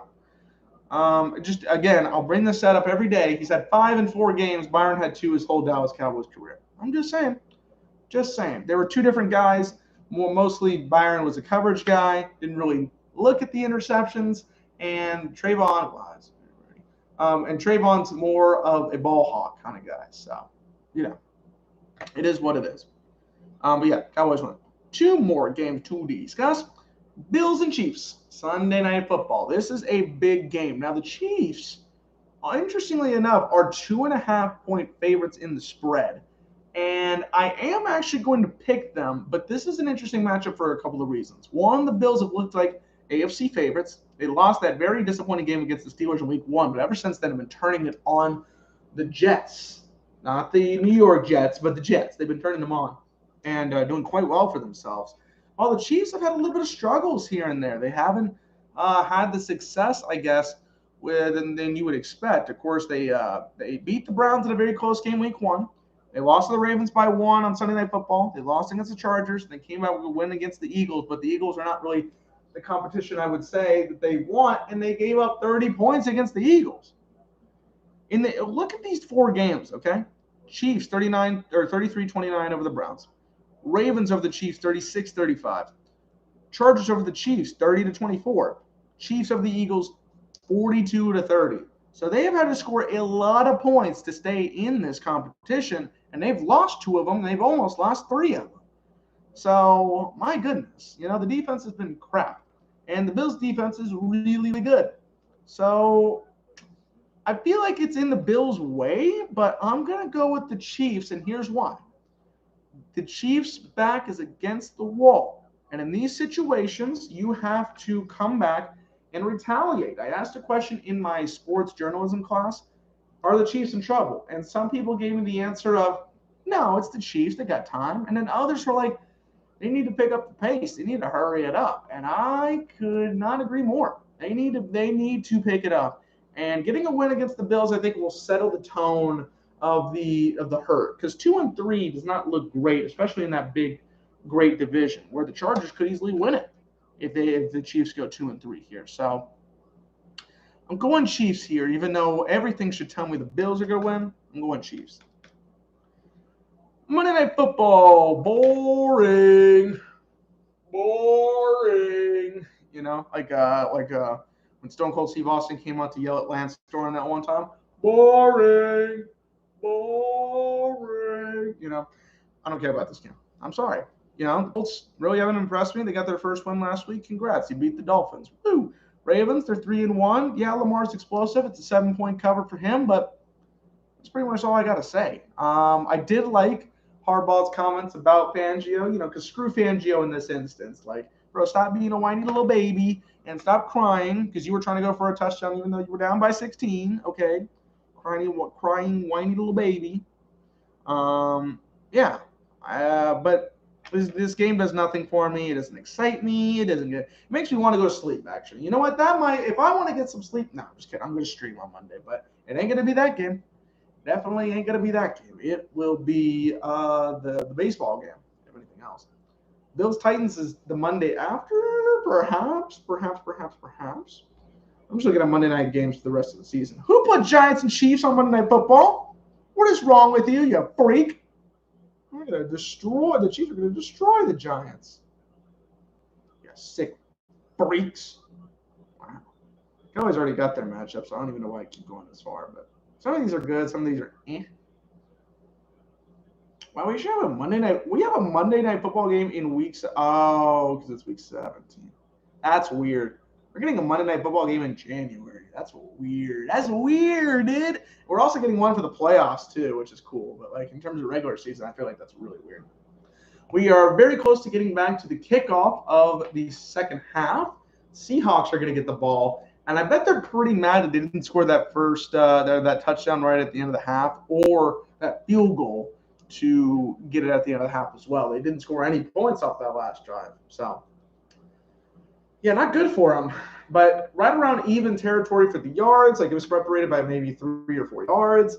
Um, they've looked about the same. The defense has come to play at certain points. The defenses haven't come to play at other times. The rushing game has been interesting between the two teams. We saw some Michelle come in for Henderson, and he did good. We saw Alex Collins have some good carries, some good throws by both quarterbacks, and some big mistakes as well. They both run an interception.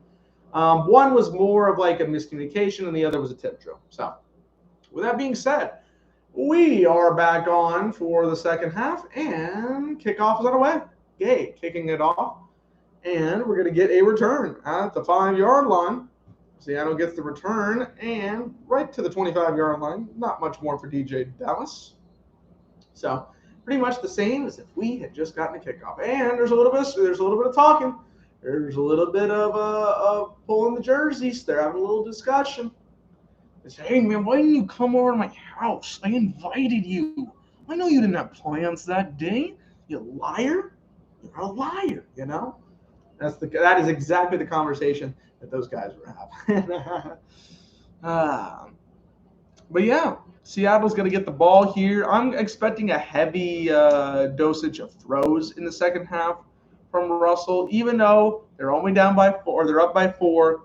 I think they need to pick it up, really get some drives going and get it going. It's a play action's going here, throws to the sideline. It's complete.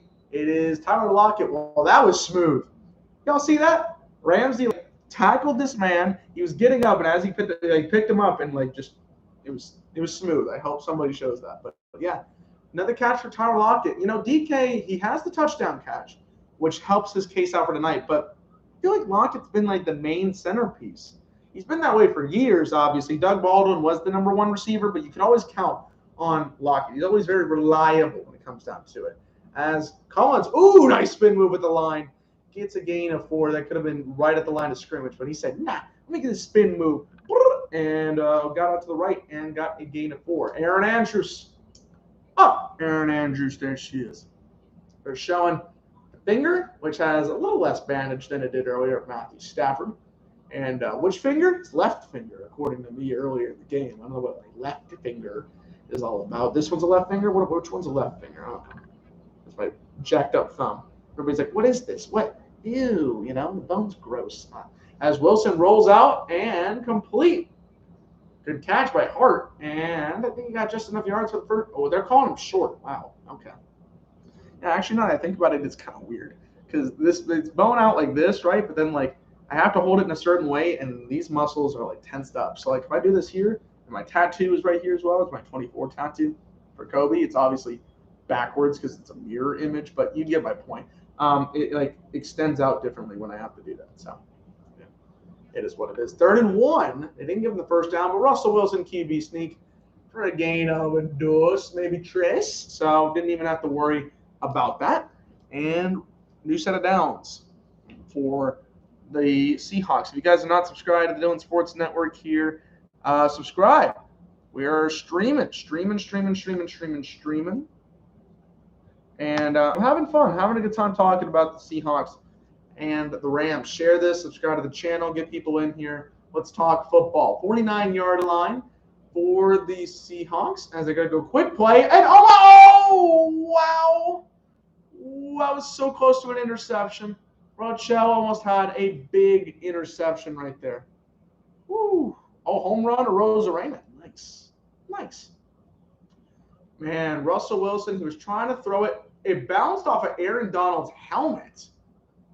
And then Rochelle tried to get the interception. It was in his hands, but no dice on that one. Wow, that was close, though. That was very close to an interception.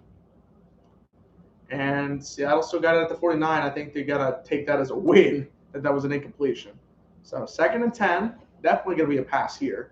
And Wilson's looking. He's rolling. He's looking. He's still got time now. He's rolling on to his left. Still looking. Buying time. Classic Wilson play. And, oh, my goodness. Was he down?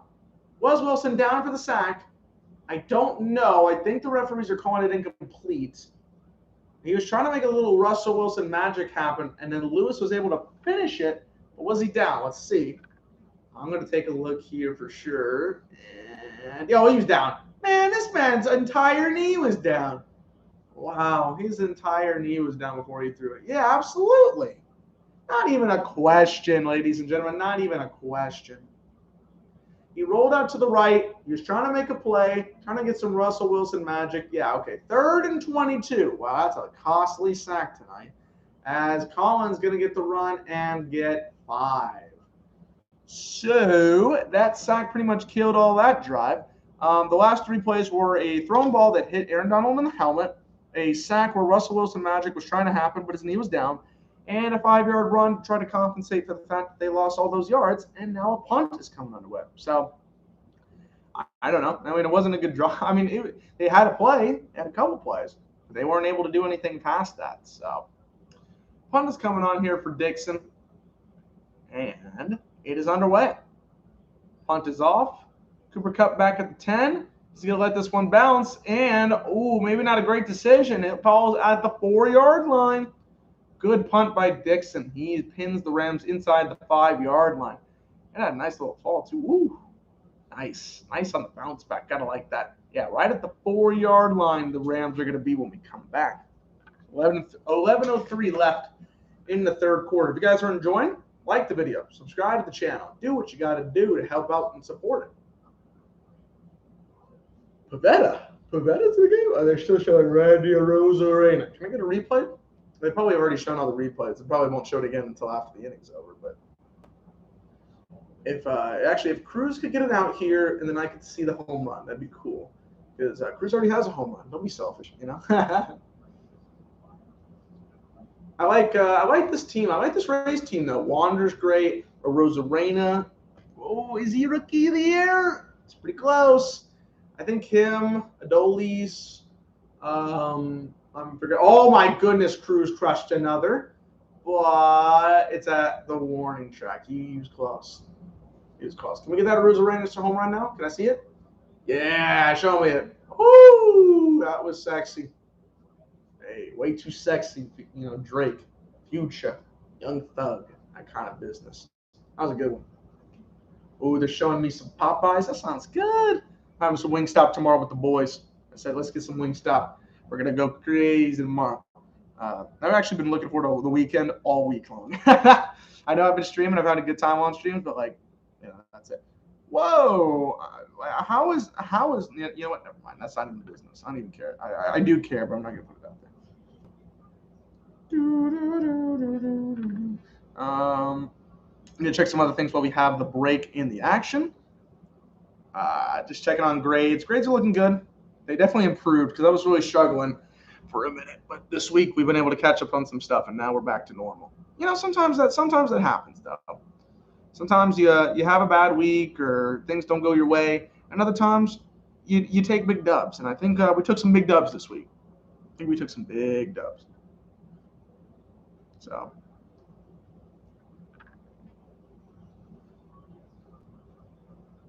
I'll take those dubs.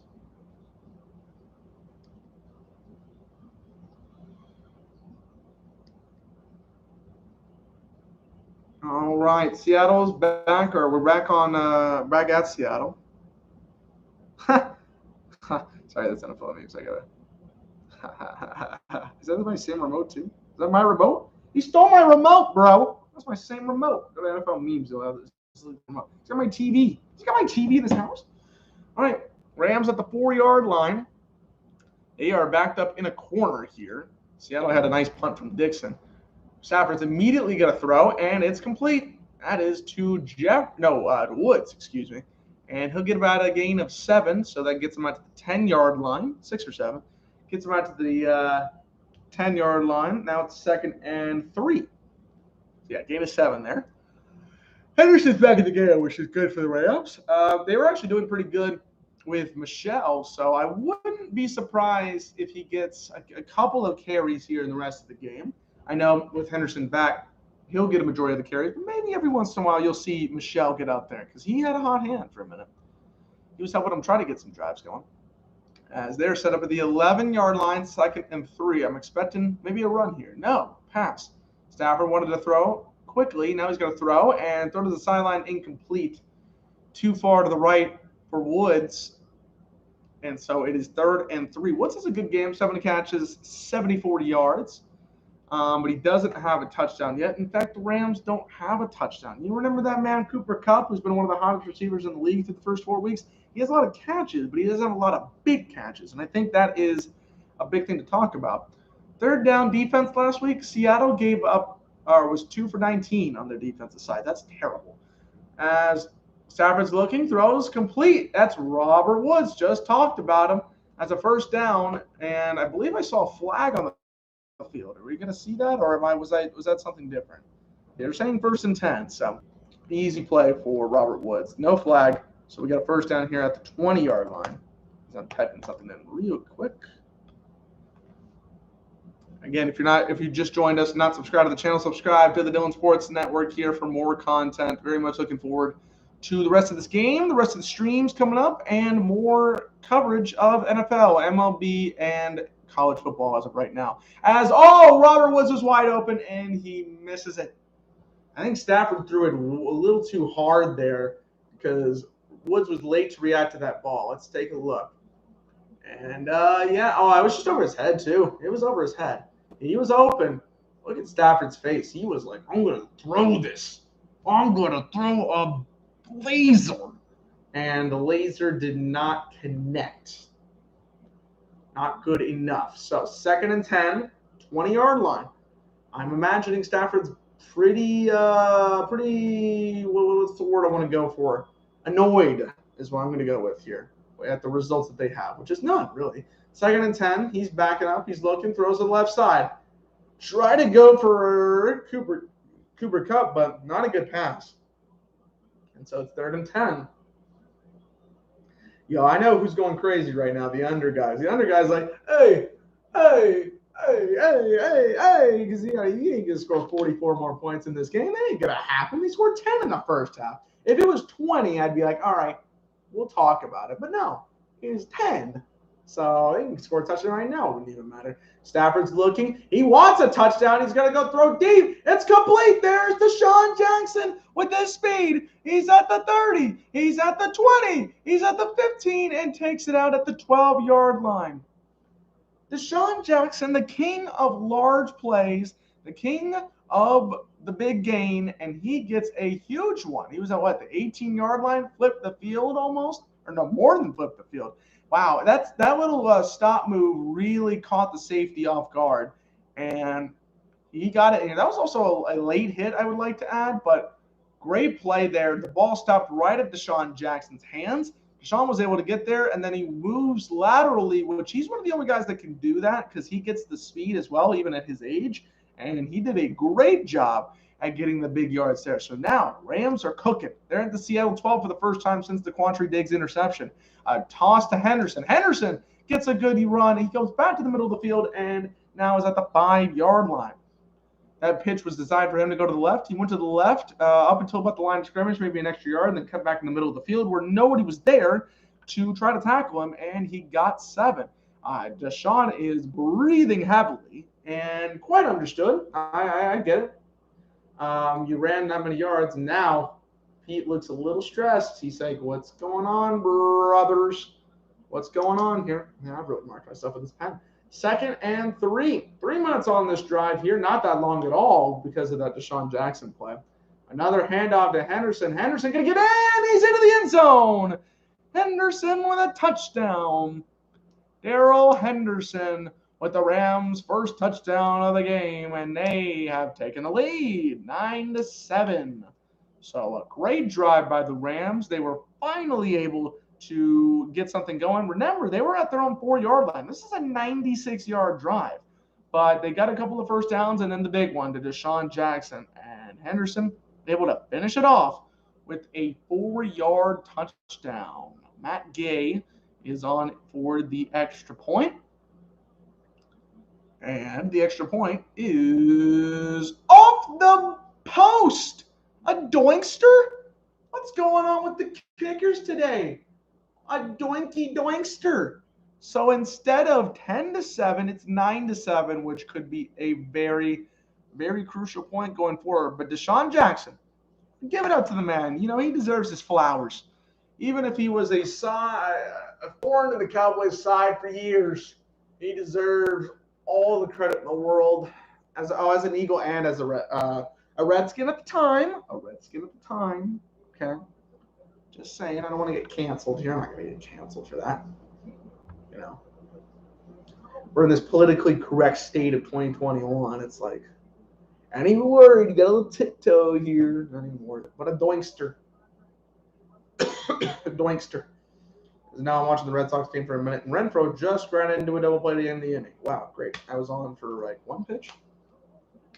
Red Sox are not getting the job done today. They've had like at least a couple bases, runners on base, and they have done nada. Zero, my boy. What did Kyle Shanahan say? I just got this this tweet from Rappaport. Kyle Shanahan says Garoppolo needed to show he could fully step into his throws on Friday, something he had trouble doing versus Seattle. So we'll see him out on practice field tomorrow. If he looks good, then I'll have a shot. If he can't, then we'll shut him down. Okay, so I guess it's technically not confirmed whether or not we're going to have a Trey Lance first career start. But, you know, we'll see. Yo, how do you have a 1,300-day streak? That's insane. I'm not tired. You're not tired. We're talking Seahawks, Rams. Rams just scored a touchdown for the Deshaun Jackson big play, and then Henderson was able to score the 4-yard rushing touchdown. So good stuff from him. But yeah, both kickers are drinking Pepsi, I guess, because they weren't kicking the field. You know, the missed extra point there from Gay. Myers missed that easy field goal. Those were both within 35 yards, I believe. That last kick was at least 35. I think the other one was right in there too. I don't understand what was going on with that. But what are they showing us here? What are they highlighting? Because they're coming back to the throw. Maybe well, I'm thinking that was a late hit. That was just my opinion. But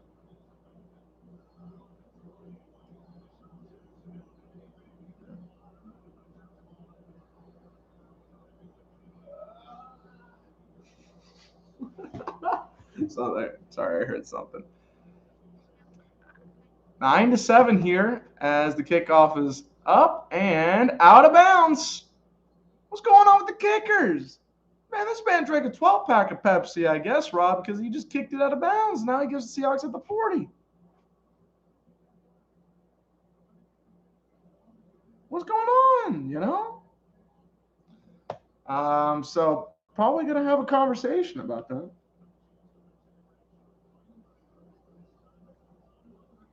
I need to apply for. I need to do the win $100,000 of Terry's money. You know what? We're gonna do it. Wait, I can still enter right now? How? How can I play for this game right now? The game's over, or not? The game's over, but the game's already past halftime. That was Safeway Cola bad. That's disgusting.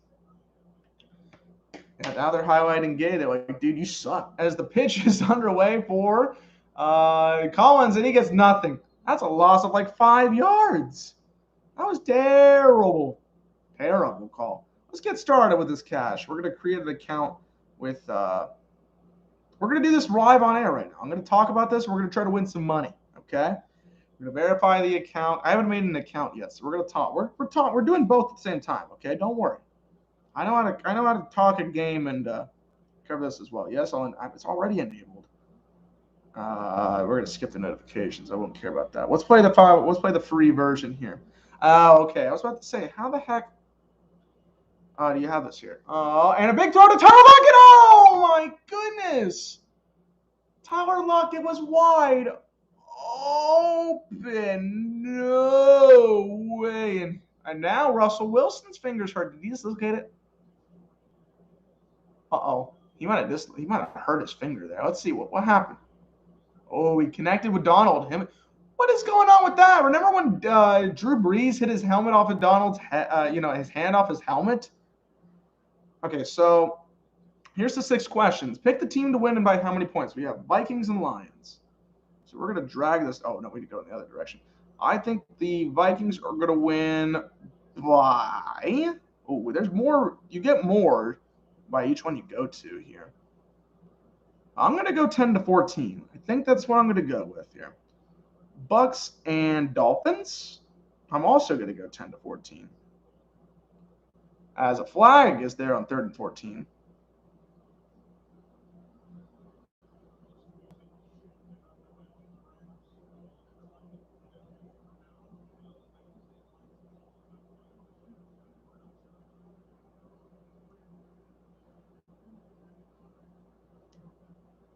I don't know what the flag is all about, but they're looking at Russell Wilson's finger there. Oh my God.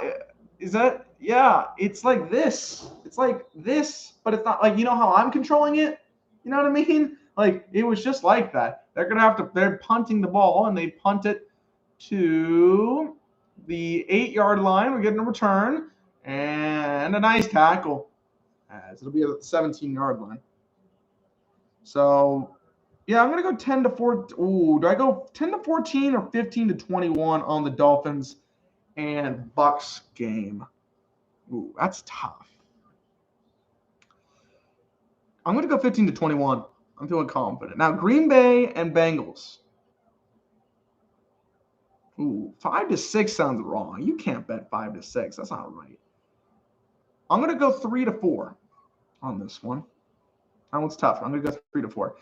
Broncos and Steelers. Oh, man. I'm going Broncos 3 to 4 as well. Eagles, Panthers. This could be close. I'm not picking the Eagles to win here. I'm going Panthers 7 to 9. So I'm going to go with. And the Cowboys. Oh, the Cowboys are the last game. Oh, baby, the baby, baby. I'm going 10 to 14 on theirs. Okay. The picks have been submitted now. I've got Minnesota winning by 10 or 14 in their game. I've got Tampa Bay winning 15 to 21 point-wise in their game against the Dolphins. I've got the Packers winning by 3 or 4 and the Broncos 3 or 4. So they definitely need to win by a field goal or a 28-24 situation, 24-20. I've got the Panthers winning 7 to 9 in their game against the Eagles, and then I have the Cowboys winning 10 to 14 as well in their game against the Giants. So, we can play this one. Is free as well. Oh, we're gonna pick some college games this week too. So let's do some college this week. Okay. Well, they can do a lot of things here. There's a lot of options for that because you can destroy a team all you want in college. What's the spread for the Maryland? So we got Maryland and Ohio State. Ohio State's favored to win by 21. I'm going to go 22 to 27, I think is where we're going to go for that. I want to make sure that was the Oklahoma. Okay, that was on Ohio State. Oklahoma and Texas. These games are always close. So not going to go too far here. I'm going to go with Oklahoma, and I'm going to go with a 7 to 9 win, between 7 and 9. Penn State and Iowa. Wow, what a freaking game to ask me about. I'm going 1 to 3 in favor of Penn State. 1 to 3 in Penn State. That's going to be close. Nebraska's going to be close, but I'm going to go 7 to 9 in the Michigan game over them. Alabama and Texas A&M. Well, Alabama's going to win by a crap ton. Now, how much do I think? I'm going to go 28 to 35. And Georgia and Auburn. Georgia should win this one pretty easily, but I'm going to go 14 to 17 on their game. So there you go. 2 chances to win some big money. We'll see if I do both or none. Who knows? Can I win the Red Sox-Yankees one? Oh, yeah. You can't pick this now. Can't pick this now. No, I'm not going to do this now. Screw this one. Because it's already been there. 2nd and 10 for the Rams here. There's a lot of games here you can do. I might have to keep doing this. I might have to do this a little more often. I might do this on stream more often. If you guys enjoy that. We'll see. But 2nd and 10 for the Rams.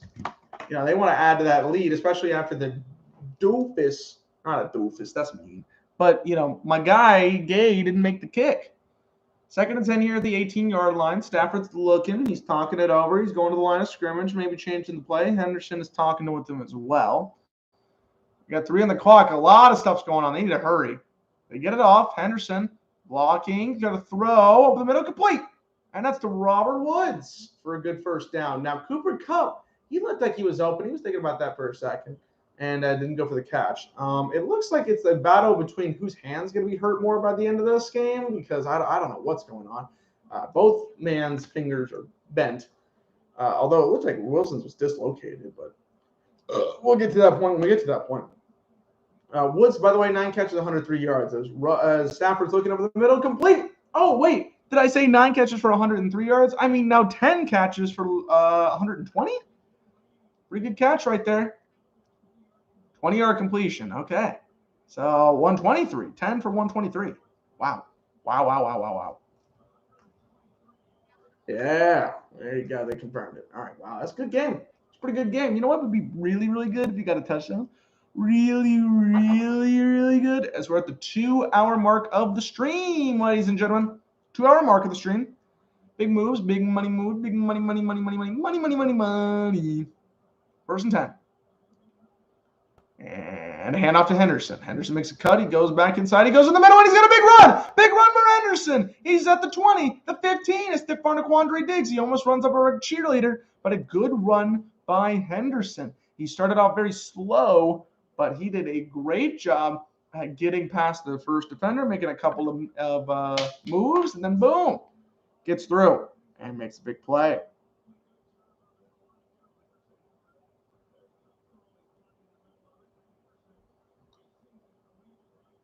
First and 10. Henderson, 9 carries, 58 yards on a touchdown. And that was even with the little injury that took him out for the last 5 or 6 minutes of the second quarter. So good for Henderson. Empty backfield here for Bradshaw for Stafford. Stafford's looking. He's looking end zone. Tight end touchdown. Tyler Higbee with the great catch. And it's a touchdown for the Rams. Great play. Great play. That is one that you like to see. That is textbook. Yes. Perfect. And it's on Jamal Adams. Come on, Jamalius. What's going on, brother? Come on, brother. What is that all about?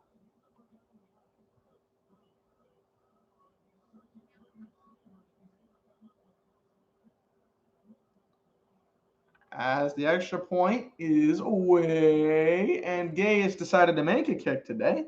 And that's a good one, or that's an important one, because now it's a 2-possession game with 4:46 left to go in the third quarter. Tyler Higbee touchdown catch after a really good Henderson run.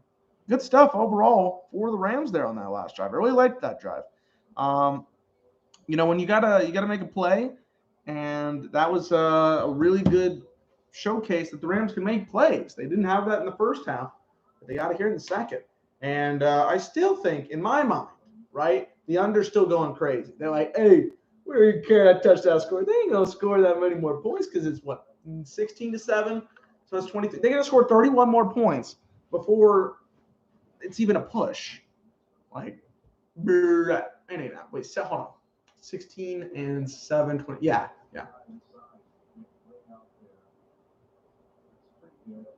I'm watching the Rays and Red Sox game again.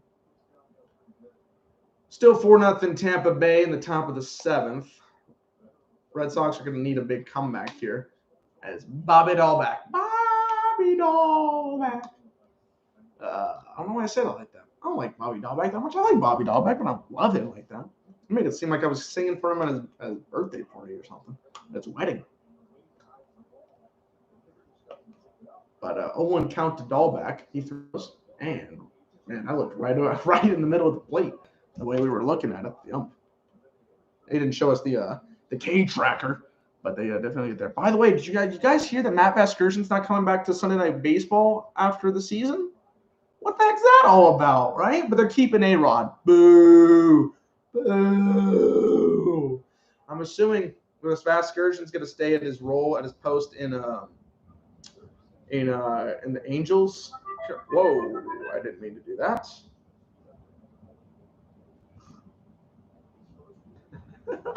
Now we're supposed to call each other.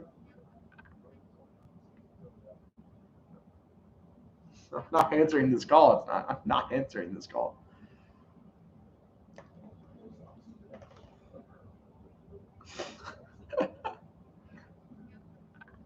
I didn't mean to. I think either he hit that or I hit that. I don't know if I did it the first time.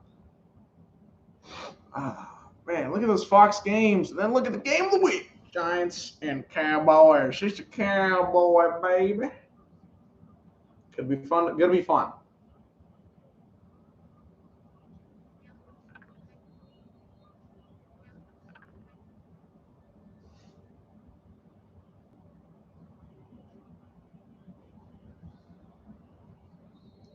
And it is a touchback on the kickoff. I'm gonna get ready, Daddy. So, what are they talking about? They're talking about the finger.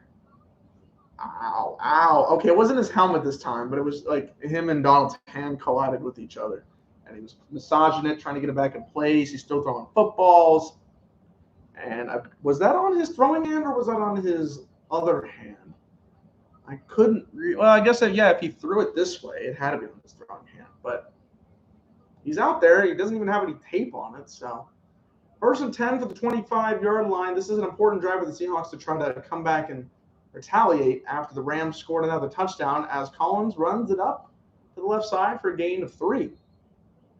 4:38 left in the third quarter. Maybe Sean McDonough replaces Vasgersian. Oh, I don't have a problem with Sean McDonough. I just don't think he's like a premier caliber commentator, right? Like that's prime time. And he did it with Monday Night Football. I didn't like him then. So I just don't think he's prime time. I think he's a good second or third commentator on your team. As throw is off and the sideline for a gain of 2. Really not much there. So 3rd and 5 coming up there. That was second tight end. He's just not the voice. He's not the voice of a generation. I don't feel very inspired hearing Sean McDonough. I really like Vasgersian.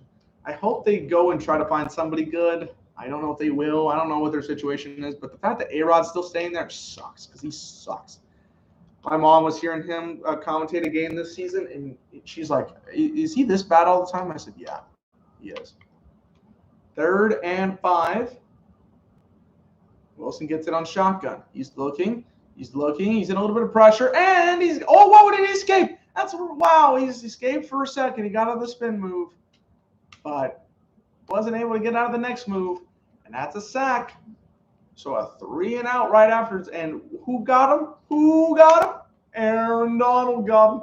Coverage was pretty good. It's pretty good, I would say. Especially in that situation. Maybe by the time – no. Yeah, there was really nothing open. As we're going to get another punt here. What is Dixon doing? He's like, he's rubbing his hands like this. Freaking weirdo. Freak. Oh, it's blocked! The punt is blocked! Oh, my goodness. Dixon has the ball. He's going to try to run. Now he punts the ball. Unbelievable. And what a punt it was. We have a flag. And it's going to be down at the 11-yard line. What a win for Seattle there. That was almost a disaster. And well, I want to hear this call here. What's this penalty all about? He got the punt off still. Wow. Wait, so can you not punt it again?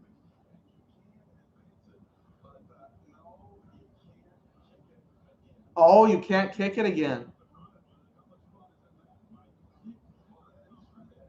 You cannot punt it a second time, which is where the flag is going to come from. Okay. I don't think I've seen that in ever. I don't think I've ever seen that. Jones, who blocked the ball for the Rams 44, he was like, all right, where's the ball? I'm like, where? And then it went in the opposite direction of the field. And wow, that was crazy.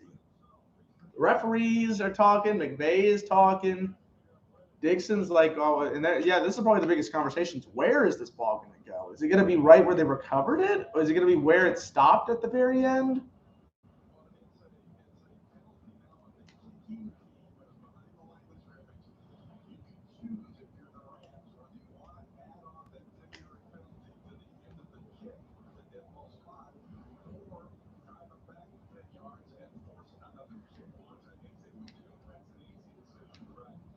Well, wow, it's not even like they're going to get the ball at this territory. They're going to either have to back them up 10 yards or get 10 more extra yards of field position.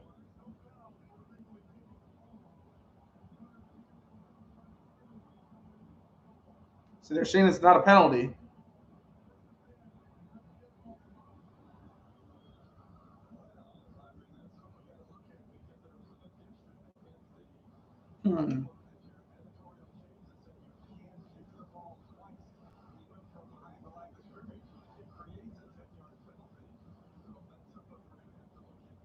I don't understand what even Mike Pereira is very confused as to why that was called the way it was called. I've never seen that in my entire life, where a block punt, he rolls out and then punts it again. I have never seen that. It's like the class, well, not the class, but you guys have seen it before, where quarterbacks throw the ball, it gets tipped right back to themselves, and then they try to throw it again. That's illegal. So you would think this would be illegal, but I don't know what the terminology they were saying that was all about. But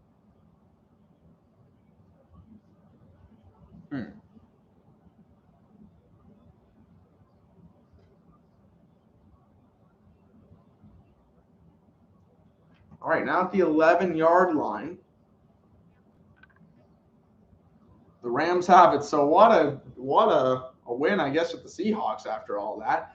As a quick pass to Robert Woods, he'll get a gain of 2 or 3. Now, Robert Woods fantasy owners are eating right now. They're eating a whole Thanksgiving dinner. It's like you said, Rob. He's cooking. It's like Seattle's defense. He's carving it up like a turkey. They're still going over this punt situation. But it is pretty wild. I thought maybe he was going to try to run it for a second. Then he punts the ball. I just don't understand what this is. I don't get it. I don't get how that was legal.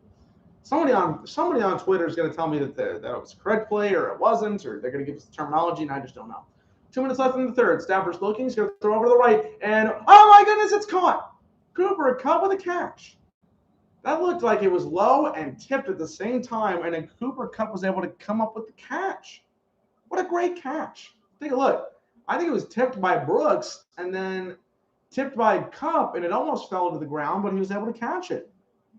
Wow, great play. Woof.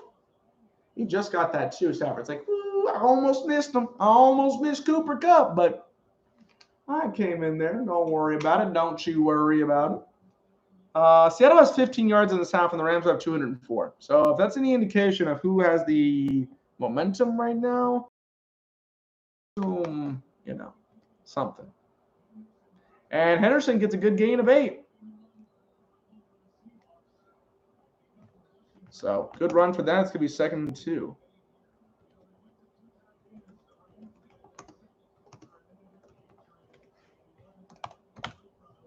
All right, let's try that. 2nd and 2 coming up. We got a minute left in the third quarter, as we have had a pretty weird third quarter, I would say. Some good stuff, some weird stuff, some crazy stuff. Riding around on this crazy train, I guess, is what it is. 2nd and 2 for the Rams. They're at the 45-yard line. Henderson in the backfield. Cooper Kupp is in motion on the left. 35 seconds left. We're going to get the carry for Henderson, and the Seattle defensive line swarms. They swarm Henderson. I think there was a loss of 2. They're highlighting Jamal Adams. Maybe he was the one that finished the tackle off. And I believe that's going to be the last play of the third quarter, but let's finish it off here. 15 seconds left. It's going to keep going down. We'll see if we see the Rams on 3rd and 3 after the third quarter. They're showing Geno Smith. He's throwing the ball. Geno Smith? Geno?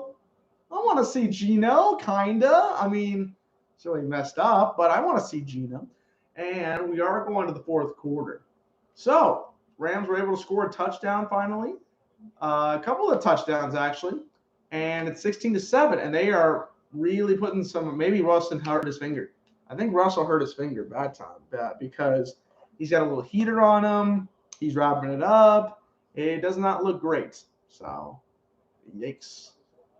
I'm watching the Rays and Boston game while we have a minute. It's still 4-0. Rays at the bottom of the 7th inning, and Randy Arozarena is up to bat. Let's see if he gets something there. Ooh. But again, I'm not tired. You're tired.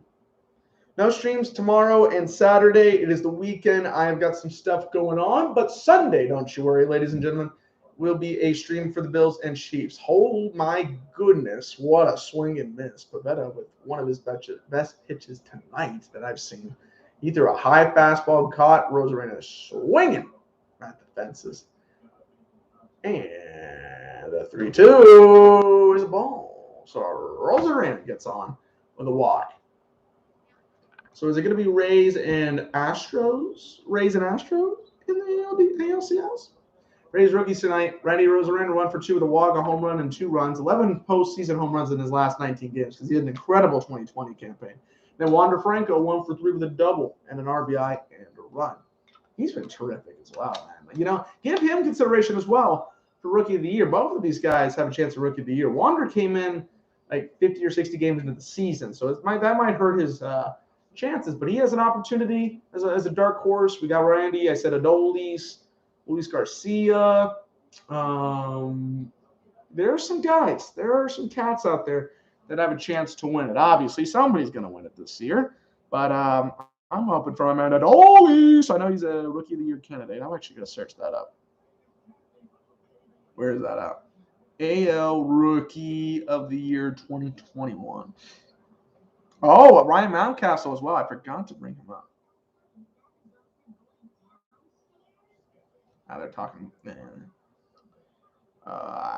Yeah. Who else is? Yeah, I would say those 4 would be the chances that they have there.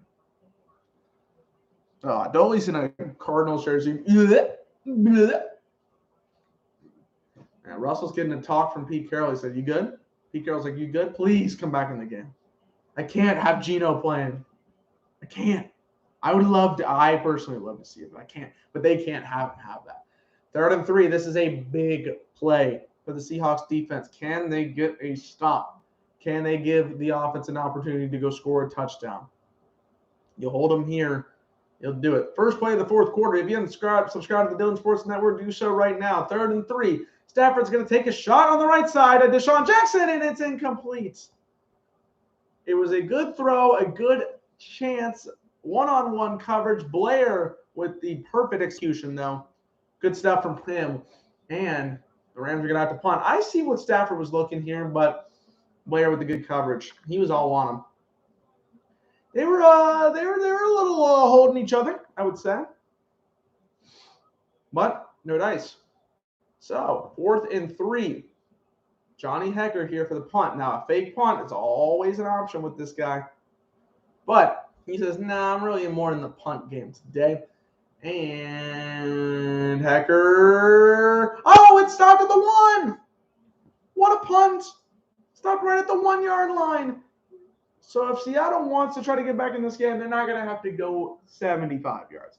Not 80, not 85, not 90, not 95, but 99 yards. And Hecker said, hey, give me my little celebration. Of course, I believe he has the longest punt in Super Bowl history. That punt was one of the best punts I ever seen in that Super Bowl 53 game. He could have had a chance to win Super Bowl MVP if the Rams had won. My nose. Gino is out there. Gino. I want to see what Gino. I'm going to text my boy. I'm going to text.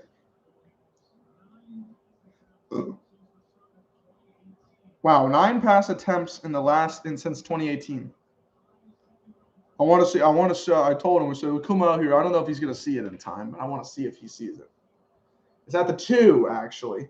So let's see if he can orchestrate a 98-yard drive. Of course, a handoff to Collins to try to get some space. He gets 1 approximate yard. I want to see Gino get pressured, having to throw, and he just throws the worst pass in history. He's trying to hold on to the football. I'm talking about Russell here on the sidelines. They're highlighting him. He's trying to get back into the game. 2nd and 7.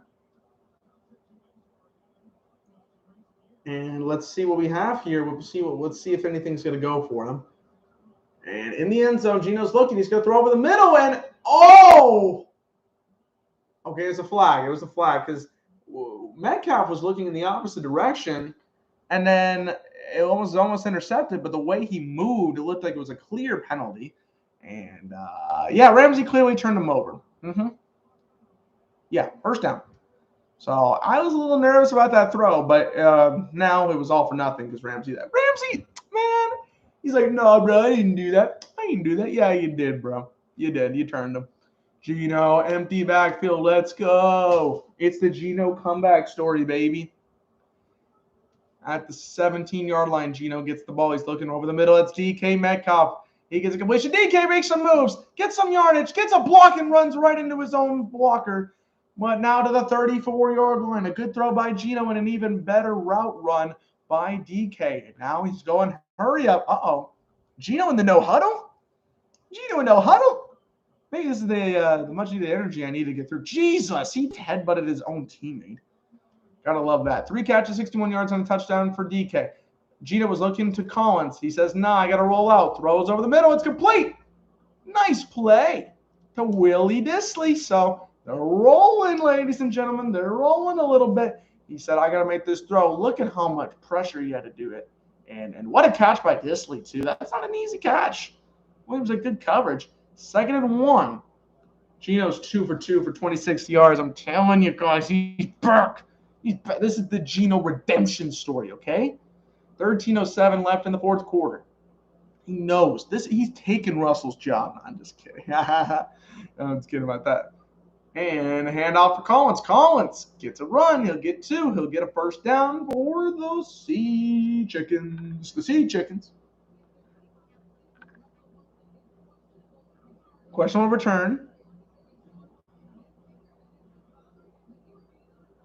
Baker's bothering him, but he's still on the sidelines. Carroll was having a conversation with Wilson. He said, hey, man, what's going on? You feeling okay? You doing all right? I'm chewing my gum. I'm like a cow. I'm smacking over there. But Geno redemption game, 44-yard line. Let's see if he can keep it going. Geno, a little bit of pressure. He's running. Oh, he's going to run. Look at the moves. Look at the moves. And out to the Rams, 49-yard line. Nice run.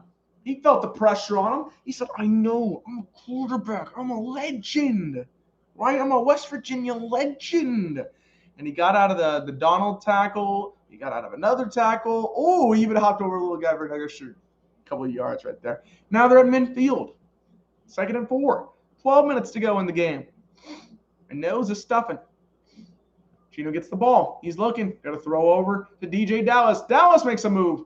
Dallas extends. He might be 1 or 2 yards short of the first down, though. He's making smart decisions, you know.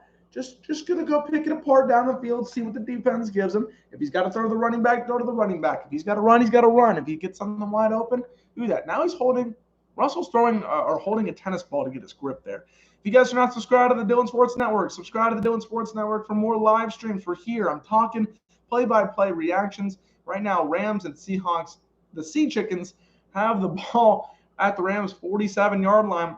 Geno is in a quarterback. Russell has a hurt finger. And a handoff to DJ Dallas. Dallas gets just enough for the first down. So the drive will continue here. And you know what? Seattle's drive is looking good.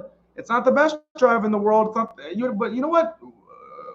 I'm trying to figure out the word here. I'm stumbling. Geno has made some good plays. I've liked what he's done so far. You know, he's taken Russell's job. I'm just kidding. At the 40, I'm not really kidding. 45-yard line for the Seattle Seahawks here. 10:36 left in the 4th quarter. A drive and a touchdown here would be great for them. A rush for 2 yards for DJ Dallas. Matt said, what? Geno's in the game. That boy about to go up with that. No! That is terrible. 2nd and 9 at the 44-yard line of the Rams. Geno's looking. He's looking. He's got time. He's got a lot of time. Throws over the middle, complete to Will Disley. Disley to the 24-yard line. Geno's taking Wilson's spot right now. I'm telling you. He hasn't had one incompletion this entire drive. Right there, he had plenty of time. That was Seattle's best offensive line movement the entire game when they threw it right to Disley for a good completion. So the 23-yard line, 4 for 4 for 48 yards and a 6-yard rushing touchdown or rushing rush as well. So fire, super hot fire from Geno. He's also in an empty backfield right now. Baker, the score, 16-7. Rams are up with 9:25 left in the 4th quarter. 1st and 10. Gino's looking. He's going deep sideline. Touchdown, DK Metcalf. Wow, I'm telling you. Did I tell you he's better than Russell Wilson? Yes. Is he taking Russell's job? Right now he is. And he is getting them fired up. They're behind by only 3 points. Why is Russell running off the field like he just did that drive? He didn't do jack squat. I saw another man do the job for him, and now it's a 3-point game. DK one-on-one. Who was covering him? That was terrible coverage. That's like Rockel, poor coverage, man. That's like when you got you're going to go control the corner in Madden, but then you don't move it because you didn't realize you had control of them. The extra point is up, and it is good. Matt Gay's extra point might be coming back to haunt them because he didn't make it. It's 16-14 with 9:16 left. Russell getting hyped. Gino getting hyped. Gino taking somebody's job tonight. Getting it done. West Virginia boy right there. Sheesh. DK, 4 catches, 2 touchdowns as well. He's like, I'm eating from both quarterbacks' hands. I don't care who's giving me the ball. Just let me get the ball. We got a game, ladies and gentlemen. We got a game. Woo. Got me acting up, you know? Got me acting up.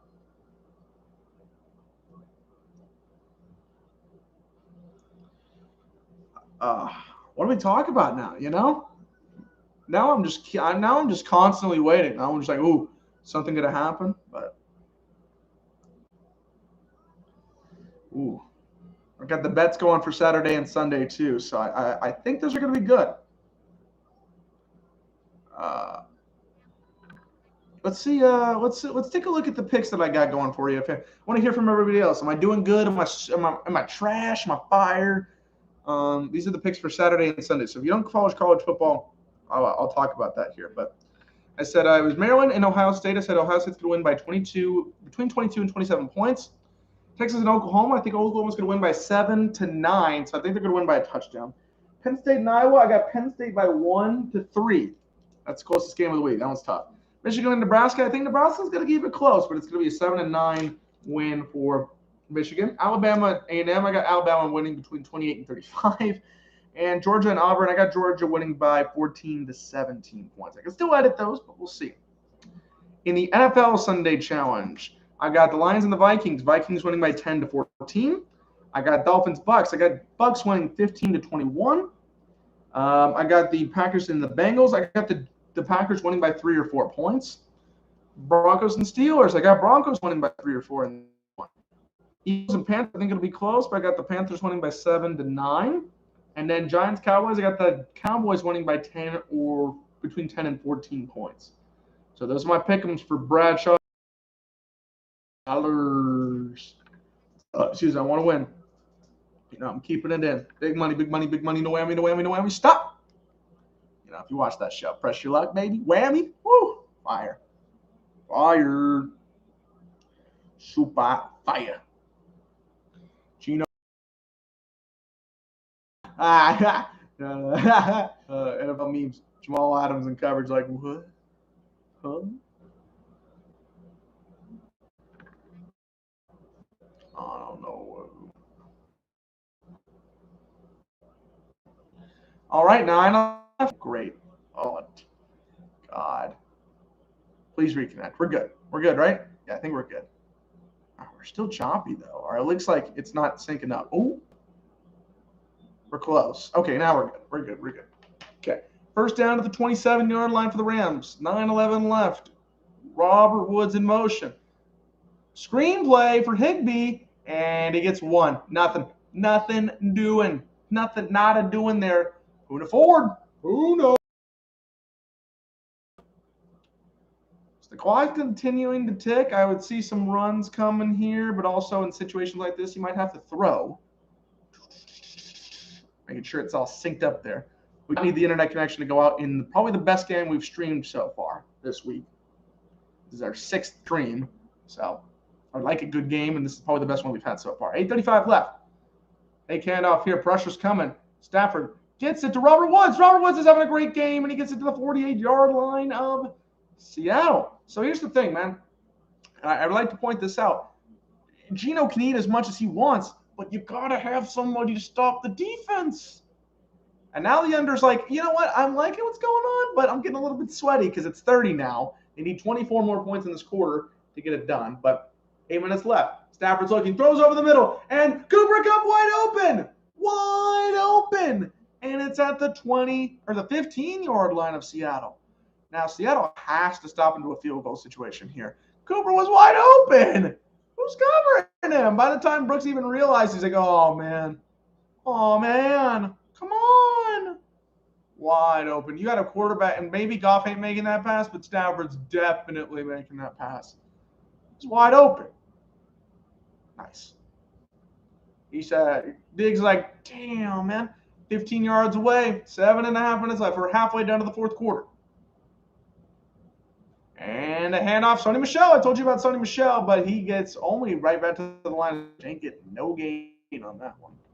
And I think it's a good. Even though he didn't get a gain, I think it's a good call because you're wasting a little bit of time off the clock and it's first down. It makes sense. It's logistical. It's a logistical good thing to do.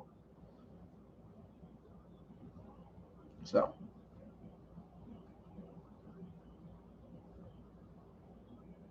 Second and 10 coming up.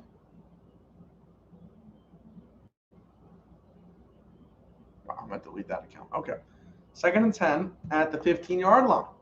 No running back in the backfield. Woods, Jefferson, Higbee, Kupp, all in there. Stafford's looking, throw into Cooper Kupp. Cooper gets to the 1-yard line. First and goal at the 1. Rams putting the pressure on Seattle. Great throw. Great throw. Good catch. Great catch. Wow. On him. We'll use Adams on the coverage there. So they're at the 2-yard line. Matthew Stafford is 4 for 4 for 71 yards on this drive alone. And a handoff to Sony Michel. Son walks in. Touchdown, Rams. Touchdown, the Rammy boys. Get the big score. Geno was like, I'm going to be your hero, baby. And the Rams said, nah, we don't need you to be a hero. You're going to be 0. Easy block. Wow, the block by Higbee was terrific. That's what set it up right there. The block by Higbee. Stafford said, let's go, baby. Let's go. Now, Gay needs to make this extra point or it becomes a little more spicy of a game. Let's see. Extra points up. And it's good. So it's like room temperature. It's not spicy. By the name of Geno. There's somebody, Geno Smith. He could be coming back at any time. We'll watch the red. Oh, here comes the connection. Unstable bull crap here. Hate this apartment complex for this. Or even you, Trails. Just be stable. Work with me. Work with me. It's like the PlayStation sometimes. Okay. It's gone. It hasn't ended my stream, so. Should be good. Come on. Work with me. I'll even disconnect my Wi-Fi. I'll disconnect my Wi-Fi off my phone right now. Help you out. Because we're not going to leave this game. We're in this game. We're not. We're just not going to do that. That's not cool. Oh my goodness. Still get a debt.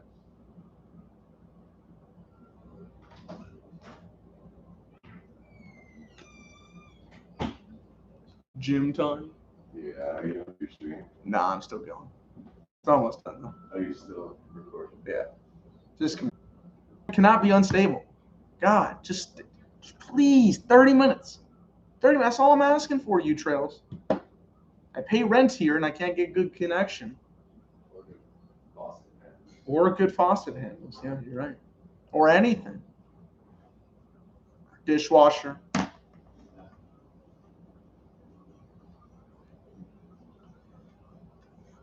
Serious question, anybody out there. Who watches these Masked Singer, alter ego, Masked Dancer bullshit? I don't understand why. Why do you watch that? You have to be brain dead to watch this crap.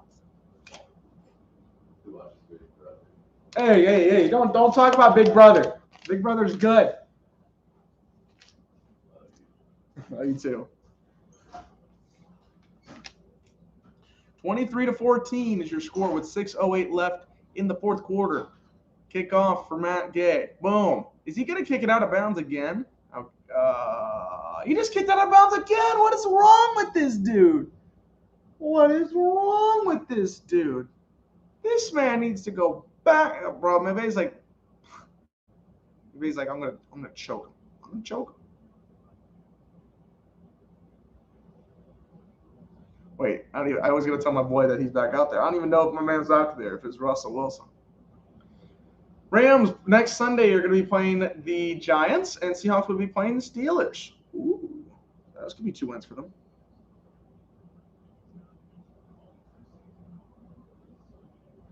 Is it Gino? It's Gino time. Gino. Let's get this shit. You know, from Range Brothers, we are not the Waynes. Gino with the run. Gino gets past the first defender, makes some moves, gets 4 or 5. That's the Gino I know. That's the Gino I know with 6 minutes to go. Gino 5 for 5, 72 yards, a touchdown. Oh, Boston has the bases loaded. Ooh, with 1 out. Ooh, I'm gonna go back and forth on that now that you told me that. Thank you, Rob. 45-yard line. I am focused on my man Gino right now, though. I am really focused on my man Gino to get this done. He can do it. I know it. I know it in my heart. He can do it. Gino's looking to the right side and complete to Tyler Lockett. Got another catch. First down. 5.5 left in the game, or in the regular. It probably would be just the game in general. I don't think this game going to overtime because of the 9-point deficit. 5:20 left. I know my man Gino can do it. I know Gino can do this. He's got this. He's completed every one of his passes so far. The 48-yard line. 5 minutes to go. They got to get a score here. At the very least, a field goal. You want a touchdown here, but at the very least, a field goal. As Gino's looking, he's got time. Flat. Oh, nope. We're not even going to get a play. It's probably going to be a false start on the offense. Which, you know what? I appreciate this game. You know what? This game has only been going on for like less than 2.5 hours, and we're almost done with it. And I think a lot has to do with the fact that we've seen, like, not a lot of penalties. So I appreciate that. Here's the injury to Russell Wilson they're showing. He jammed his finger right on Donald's arm. And look at, that's gross. I don't want to see that. Why are you showing me that? Sick freaks over there at Fox. I know you can. It's not the most disgusting thing they've ever shown me. CBS showed me Dak's ankle, but, you know, still, I don't want to see that. Real quickly before the play happens, I'm going to check over with Boston. Okay, it's still bases loaded. 5:01 now with the penalty. 5 penalties for the Rams, 2 for the Seahawks. So, you know what? Yeah, look, I mean, that's not a lot compared to what I've been seeing here. That was almost one right there by the Rams. They could have been caught offsides right there. Collins getting back in. Set it up here, and we finally have a play.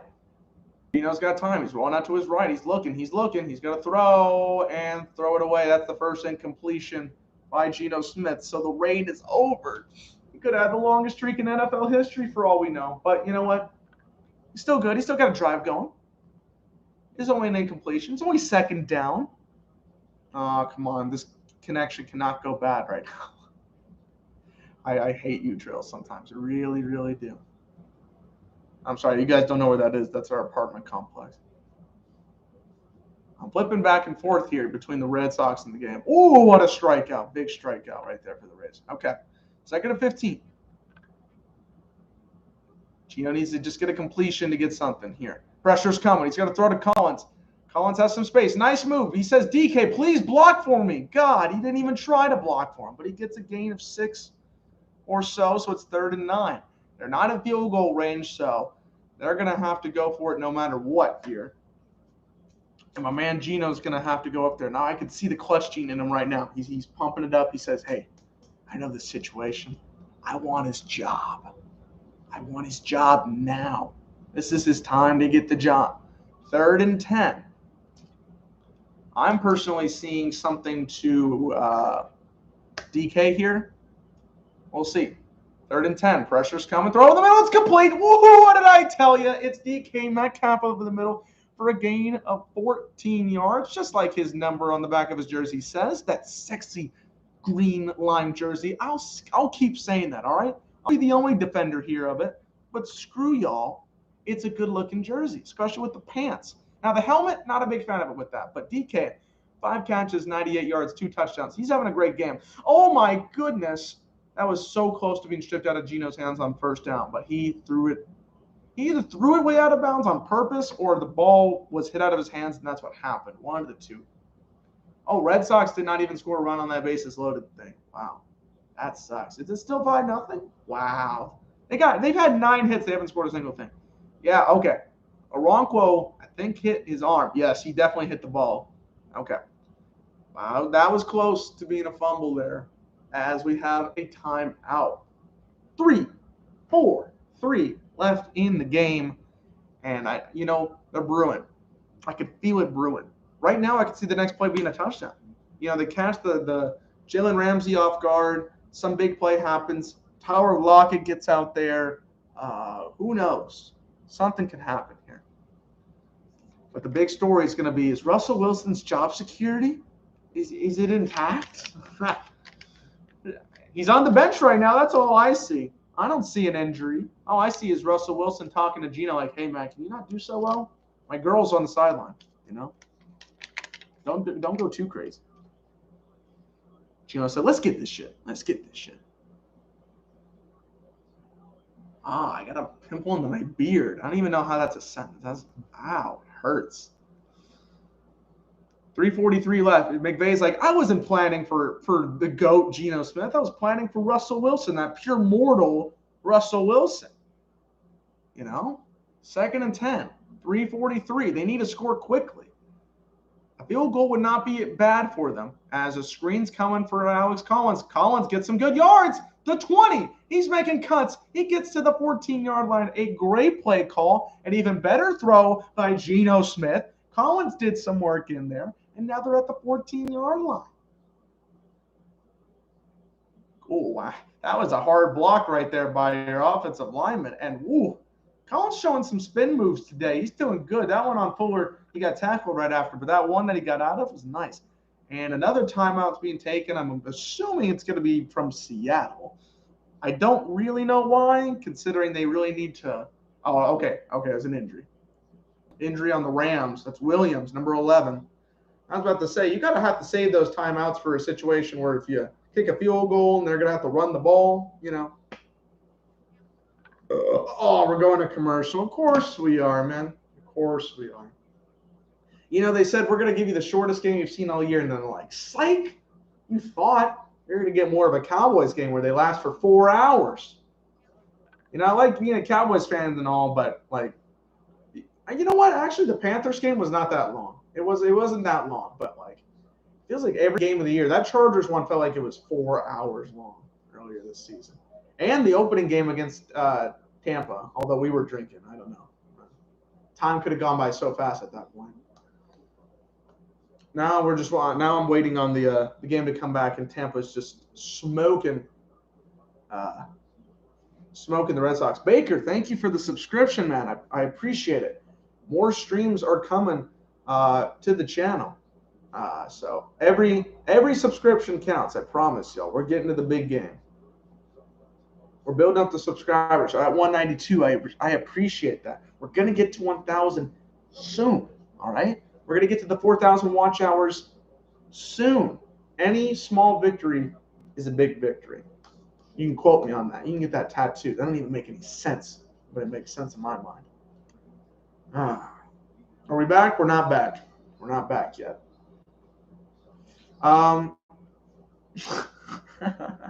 Yay. It's that once upon a time in Hollywood meme with Leonardo. He's sitting on the couch and he's like, that's me. So in terms of streams upcoming, Sunday night, Bills, Chiefs. I'm not streaming the Cowboys game this week. We're cooking out. That's going to take a little bit more of my time, but we are streaming Sunday night. Monday night, you're getting a Giants and Dodgers live stream. So another baseball live stream coming your way. Hopefully the fact that hopefully I don't have to disconnect in the middle of it, because I was doing pretty good on that stream, and then all of a sudden my camera was like, no, You're not going to do it. I'm like, what the hell, man? So we'll work with that, but we're going to do good on Monday. Let's take a look at what's the baseball stream past that. What's my assignments? Actually, let's look at what my assignments are this week before I even think about streams past Monday. Okay, I have I have a couple of things due. I'm gonna let you know in a couple of weeks. I'm gonna be pretty busy because I gotta get some stuff done. Ow! He got stomped on by his own teammate. It was like he was charging at him. That looked terrible. All right, 1st and 10. Seahawks at the Rams 14-yard line. The GOAT, Geno Smith, can he finish the drive off with a touchdown, or are they going to have to kick a field goal? 1st and 10. Geno's looking. A little bit of pressure. He's going to go to the end zone. One-on-one. Tyler Lockett, incomplete. Oh, my. You know whose fault that was? It was Tyler Lockett's fault because the ball was right there at his hands. Hold on, let's see. Yeah, it was Tyler's fault. It was like he had a chance to catch that. Oh, man. Geno said, let me give you a ball gift wrap. He said, hey, we're going to have a conversation later, you and me in the locker room. I'm going to say, why'd you take my touchdown away from you? That's why I throw to DK in the end zone, okay? 2nd and 10 at the 14-yard line. DK's in motion. And Geno's looking, fires low and incomplete. This one was intended for Will Dissly. 3rd and 10. You know what? I've been like hyping up Geno like he's the second coming of Jesus, right? But honestly, he's looked pretty good. You can't tell me 9 for 13 with 118 yards and a touchdown isn't a good stat line, even if it is part of the joke. He's looked good. Now, if he throws an interception here on 3rd down, I might have to backtrack. I'm going to be like, who said that? Nobody said that. But right now, I'm on the Geno train, okay? At the very least, he's going to get him in field goal. He's in field goal range to give him a shot. I think that's all they're asking for. 2:57 left in the 4th. Geno gets the ball out of shotgun. He's looking. A little bit of pressure. He needs to move. Oh, he escapes. Houdini over here. Throws to the left side. Oh, my goodness. What was going on with that? Is there a flag? Smith, no flag. Ramsey and Fuller were all over the tight end and Swain. I don't know what was going on with that. Wow. What was that? He ran right into Swain, ran right into Ramsey, but nothing was. Freaking Geno Houdini over here couldn't even get the opportunity to score a touchdown. Wilson's like, what's going on? You know what? Actually, in his head, he's telling that for the crowd. In his mind, he's like, oh, thank God he didn't make that. He was going to take my job. Jason Myers on for the field goal, 32 yards. This is an extra point, and he makes it. Okay, I was about to say he missed a field goal from 35 earlier. Needs to be making field goals. Made me look like a chump earlier, but it's 23-17. Look at those games of the week. I see Giants. I see Cowboys. I see big game energy. I see big game vibes. But yeah, in terms of streams, we're going to see how it goes here. We're going to play it out after Monday because I have a couple of assignments due, and I want to get those done during the day so we can stream at the nighttime. But I gotta get some stuff done because we're going on vacation. Ooh, not the audio going off again. There we go. We're going on a little vacation during the semester, and I don't want to do any homework, and I can't stream during those days. So it's a conundrum, But I got to get those things done. So after Monday, follow me on the community tab. If you're subscribed, follow me in the community tab. I will post updates about streams on there. Also follow me on Twitter at @TheDillyVanilli. How do you spell that, you might ask? Well, that's a good question, good looking sir. It's at TheDillyVanilly. That's a lot of letters now that I'm spelling it out, but some people don't know how to spell it. It is what it is. But that is important to know because I'll be posting updates on there on Twitter. You can also follow me on Instagram at Dylan_Via727. Now, you can't be thinking that they're going to be kicking an onside. It's got to be a squib kick, right? It is not a squib, but they'll get it at the 10-yard line. Cooper Kupp's going to return, and he'll get it to the 22-yard line. Now, the most important thing for Seattle to do here is to get a stop. Give Geno a chance, right? That's the drama I want. I don't want a boring run it out and and just give it up. No, that's lame. That's lame for the stream. That's lame for the game. That's lame for the sport. I want a Geno touchdown. Now, if you're on the under, you're like, no, don't score a touchdown because it will tie the game. And if an extra point, actually, no, you would. Yeah, you're good. You're still good. The over-under is still 14 points away. So you don't want them trading touchdowns here, but that wouldn't happen. That couldn't happen in this time. As the first run to the left. Good run by Henderson. He gets a gain of 12.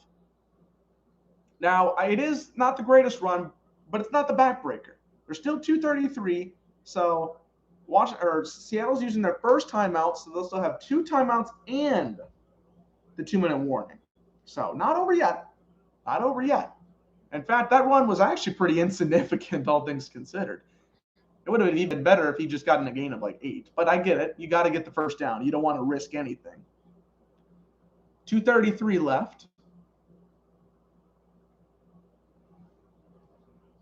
Wilson's like, please, Rams win so Geno doesn't take my job, please.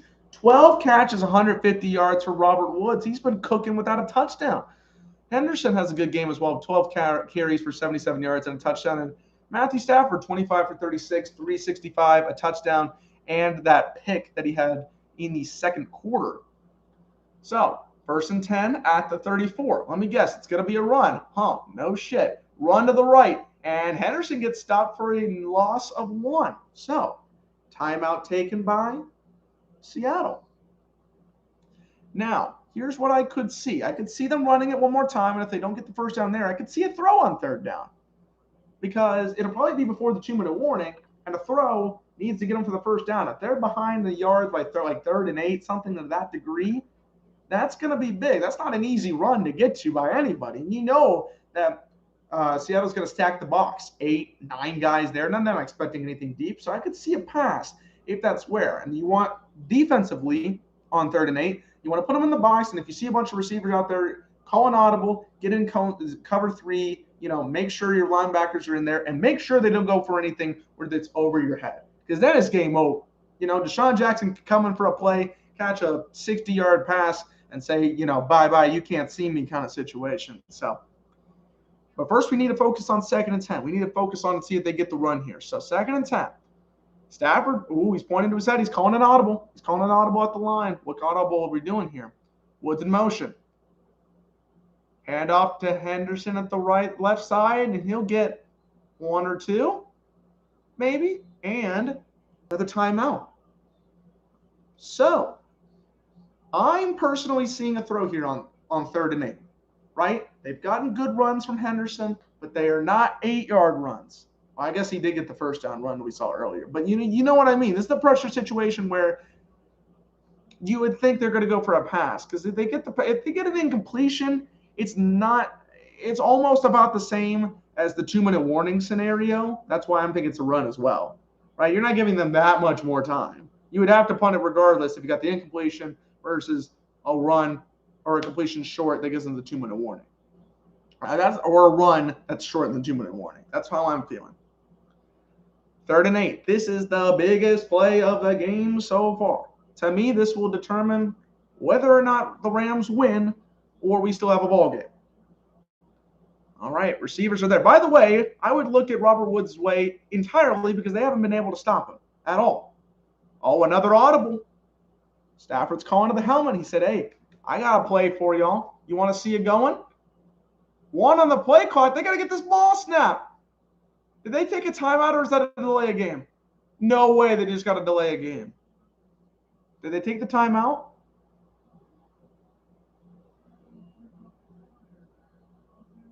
Los Angeles got the timeout. Those lucky SOBs. Sean's like, God, gotta be kidding me, man. Actually, he really isn't. He looks very stone-faced, but, that's how I would have reacted. I'm like, come on, man. You can't be wasting timeout. We can't be burning timeouts right now. That's not good. I just looked at something. It's disgusting. 3rd and 8. DJ Dallas says, get hyped. Get hyped. We want to see Geno. Y'all want to see Geno. If there's one fan wearing a Geno jersey in Seattle right now, I'll drink right now. There should be a whole stadium worth of them. But here we go, 3rd and 8. Sony Michel is in the game as a receiver. There's a 5-man set. Here we go, 3rd and 8. They're looking. He's going to throw it, and it's tipped. It's tipped. We got a game. Now, here's the thing. I picked the Rams to win this game, so it would be very much in my benefit for them to win. But in terms of high-stakes drama, yes, I want Seattle to win. Yes, I want Geno to take Russell Wilson's place. Of course I do. Of course I want to see Tyler Lockett score the game-winning touchdown. Of course I want to see these things, you know? It is what it is. 2:17 left. Hecker. Now, always got to think about the fake punt here. And it's punted. Okay. That's a pretty good punt. Catches it at the 16-yard line. So, the drama's here. This is our first game that we've had on stream. It's been almost a week, but this is our first game where it's going to come down to the final minutes. And guess what? With Wilson today in the second half, 3 drives, 16 yards. With Geno, 2 drives, 144 yards, and 10 points. Who's better? I'm asking you, the handsome fellow or, gorgeous lady that's looking at this camera. I don't know. I don't know my fan base right now. But I'm asking you, the viewer. Who's better? That's what I thought. So they're probably going to run one play before the 2-minute warning. It's an empty backfield. 5 receivers are in. Geno looking. He's going to survey the field before the snap goes off. Here's the snap. Geno, he's backing. He's running to the right. He's going to throw, and it's intercepted. His receiver fell down. Oh, no, disaster. Oh, no. I think his receiver fell down or something happened. Tyler Lockett was the intended guy. Whoa, what was that? Yo, Fuller completely took this man down. What was that? Nah, is there a flag? I don't think there's a flag. There should be a flag, bro.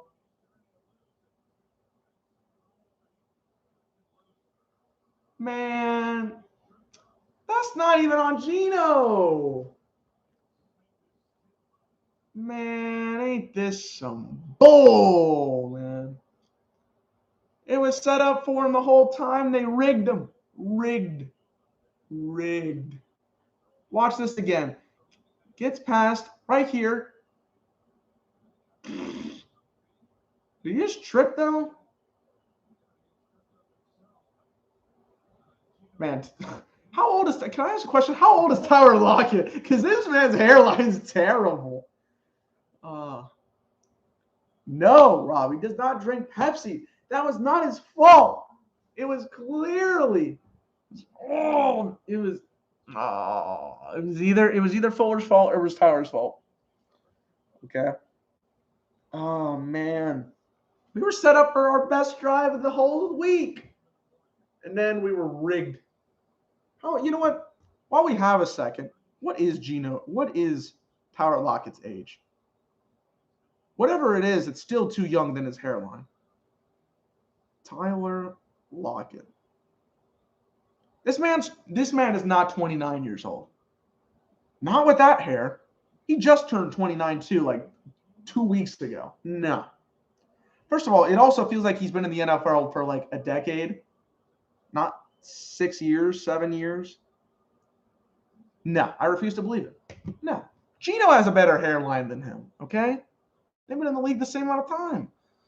2:02 left. The only good thing for the Seattle team right now is that they're going to run a play before the 2-minute warning. A field goal would end the game, but you never know with Matt Gay.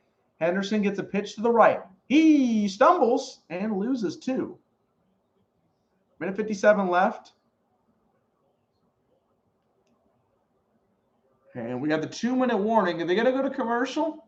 I don't know. It looks like we're going to stay on with them. It'll take a while before we get everything there, but oh man. Rigged though. I mean, just super rigged. This was Geno's time to win, showcase that he's better than all your quarterbacks as we hit the 3-hour mark. And he was screwed out of his opportunity. They're showcasing the receivers of the Rams, though. They've been impressive. Woods has got like 27 fantasy points off of no touchdowns.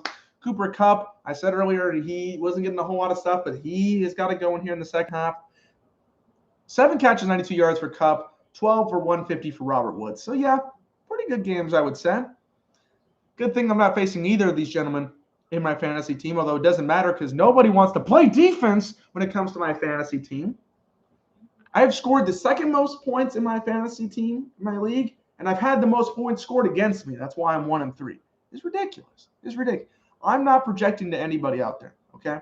I'm just telling you the facts. The cold, hard facts. Should have a Coors Light because it's that cold, ice cold. Cold, hard facts. Aaron Andrews is reporting something. I can't hear it because, of course, I can't hear it. Santiago snapped me. What did he have to say?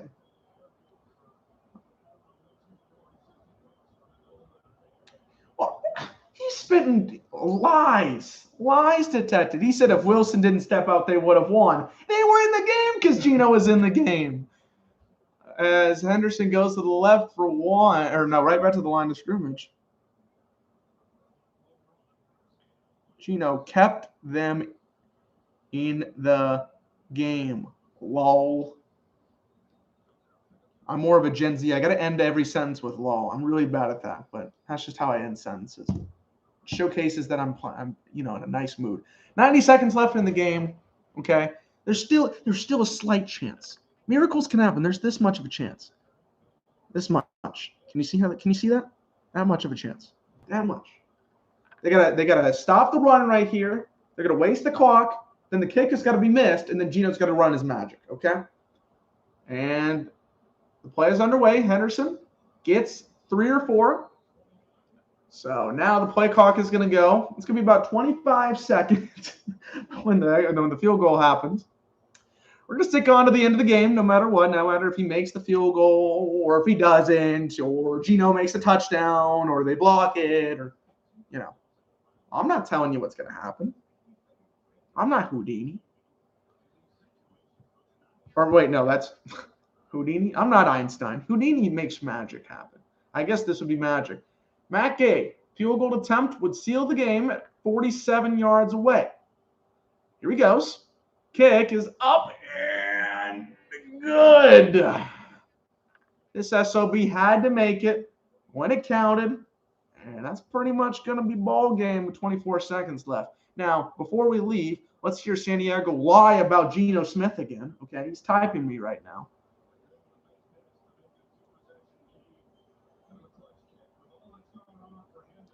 Now, Geno's going to run for a 75-yard touchdown. They're going to get the onside kick, and he's going to throw a Hail Mary to Lockett. I see it happening. Don't quote me on that. Alex is still typing. He either opened it and confirmed or said that I was lying, or he's typing something out. I don't know.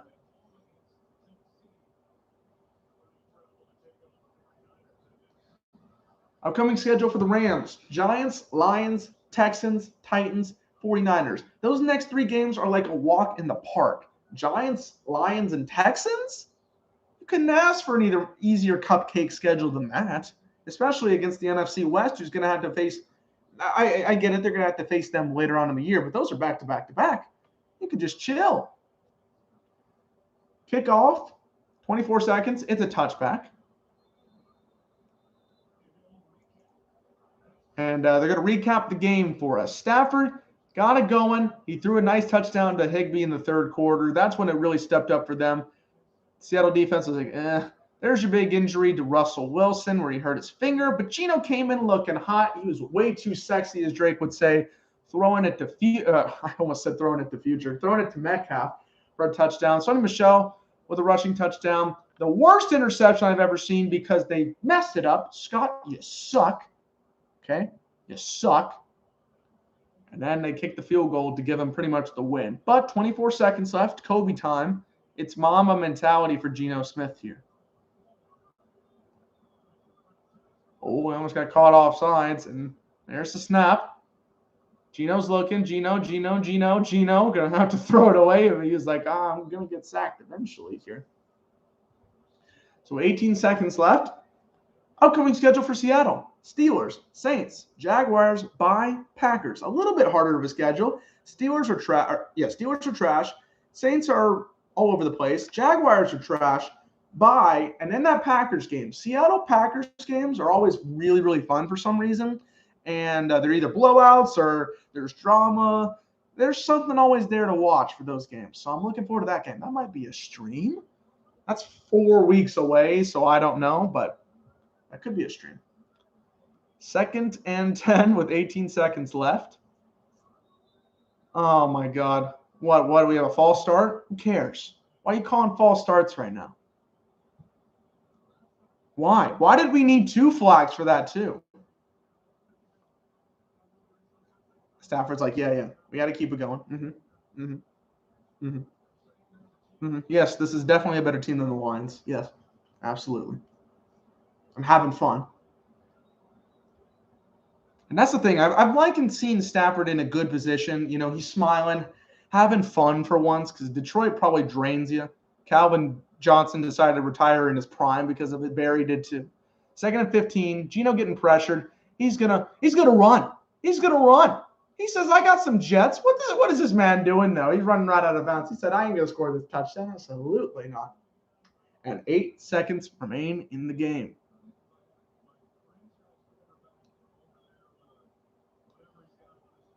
Now that's a question to look for, though. I was talking about the Seattle schedule, but where's Russell Wilson going to be in? Did he dislocate his finger enough to be hurt? He was on the sidelines the entire second half, so he never went in the locker room to get this checked out. They're going to be X-rays for sure. It's probably going to come out negative, but is he going to miss a game? What's going to happen with that? I don't know. We'll have to see. That's going to determine a lot of what's going to go on going forward. 8 seconds left. Probably the last play of the game. We got a pass toss. Is that Homer getting his first catch? Okay. And that is the end of the ball game. Well, guys, this was a fun stream. It came down kind of to the end, not always to the end, but this was the closest game we've seen in a minute. Rams take this one 26-17. Rams, well, I don't know what's going on the field right now. What is some kind of personal moment we're having here? Okay. Rams, they take it. They're now 4-1, and they're right behind the Cardinals for the division. Seattle, 2-3. They need to get going. I was talking about those games. They need to win all of those games that I just mentioned, including the Packers games. They need to get back on a roll. Their back is against the wall in a considerable way. So that's going to do it for me, guys. If you're not subscribed to the Dylan Sports Network, go ahead and do so, please. It'll help us out. We're gaining on the road to 1,000 subscribers. First on the road to 200. We got to get there before 1,000. We're on the road to those things. 4,000 watch hours as well. Every single view counts. I really appreciate it. Sunday night, stream, Bills, Chiefs. Don't miss it. Monday night, Dodgers, Giants. Don't miss it. After that, you're going to see all the streams and all the notifications for future streams on the community post in YouTube in my section. If YouTube doesn't want to show you that, you can always follow me on Twitter at @TheDillyVanilli. Have the post notifications on for that. And make sure you subscribe for more great sports streams. So, thank you guys for watching. Peace.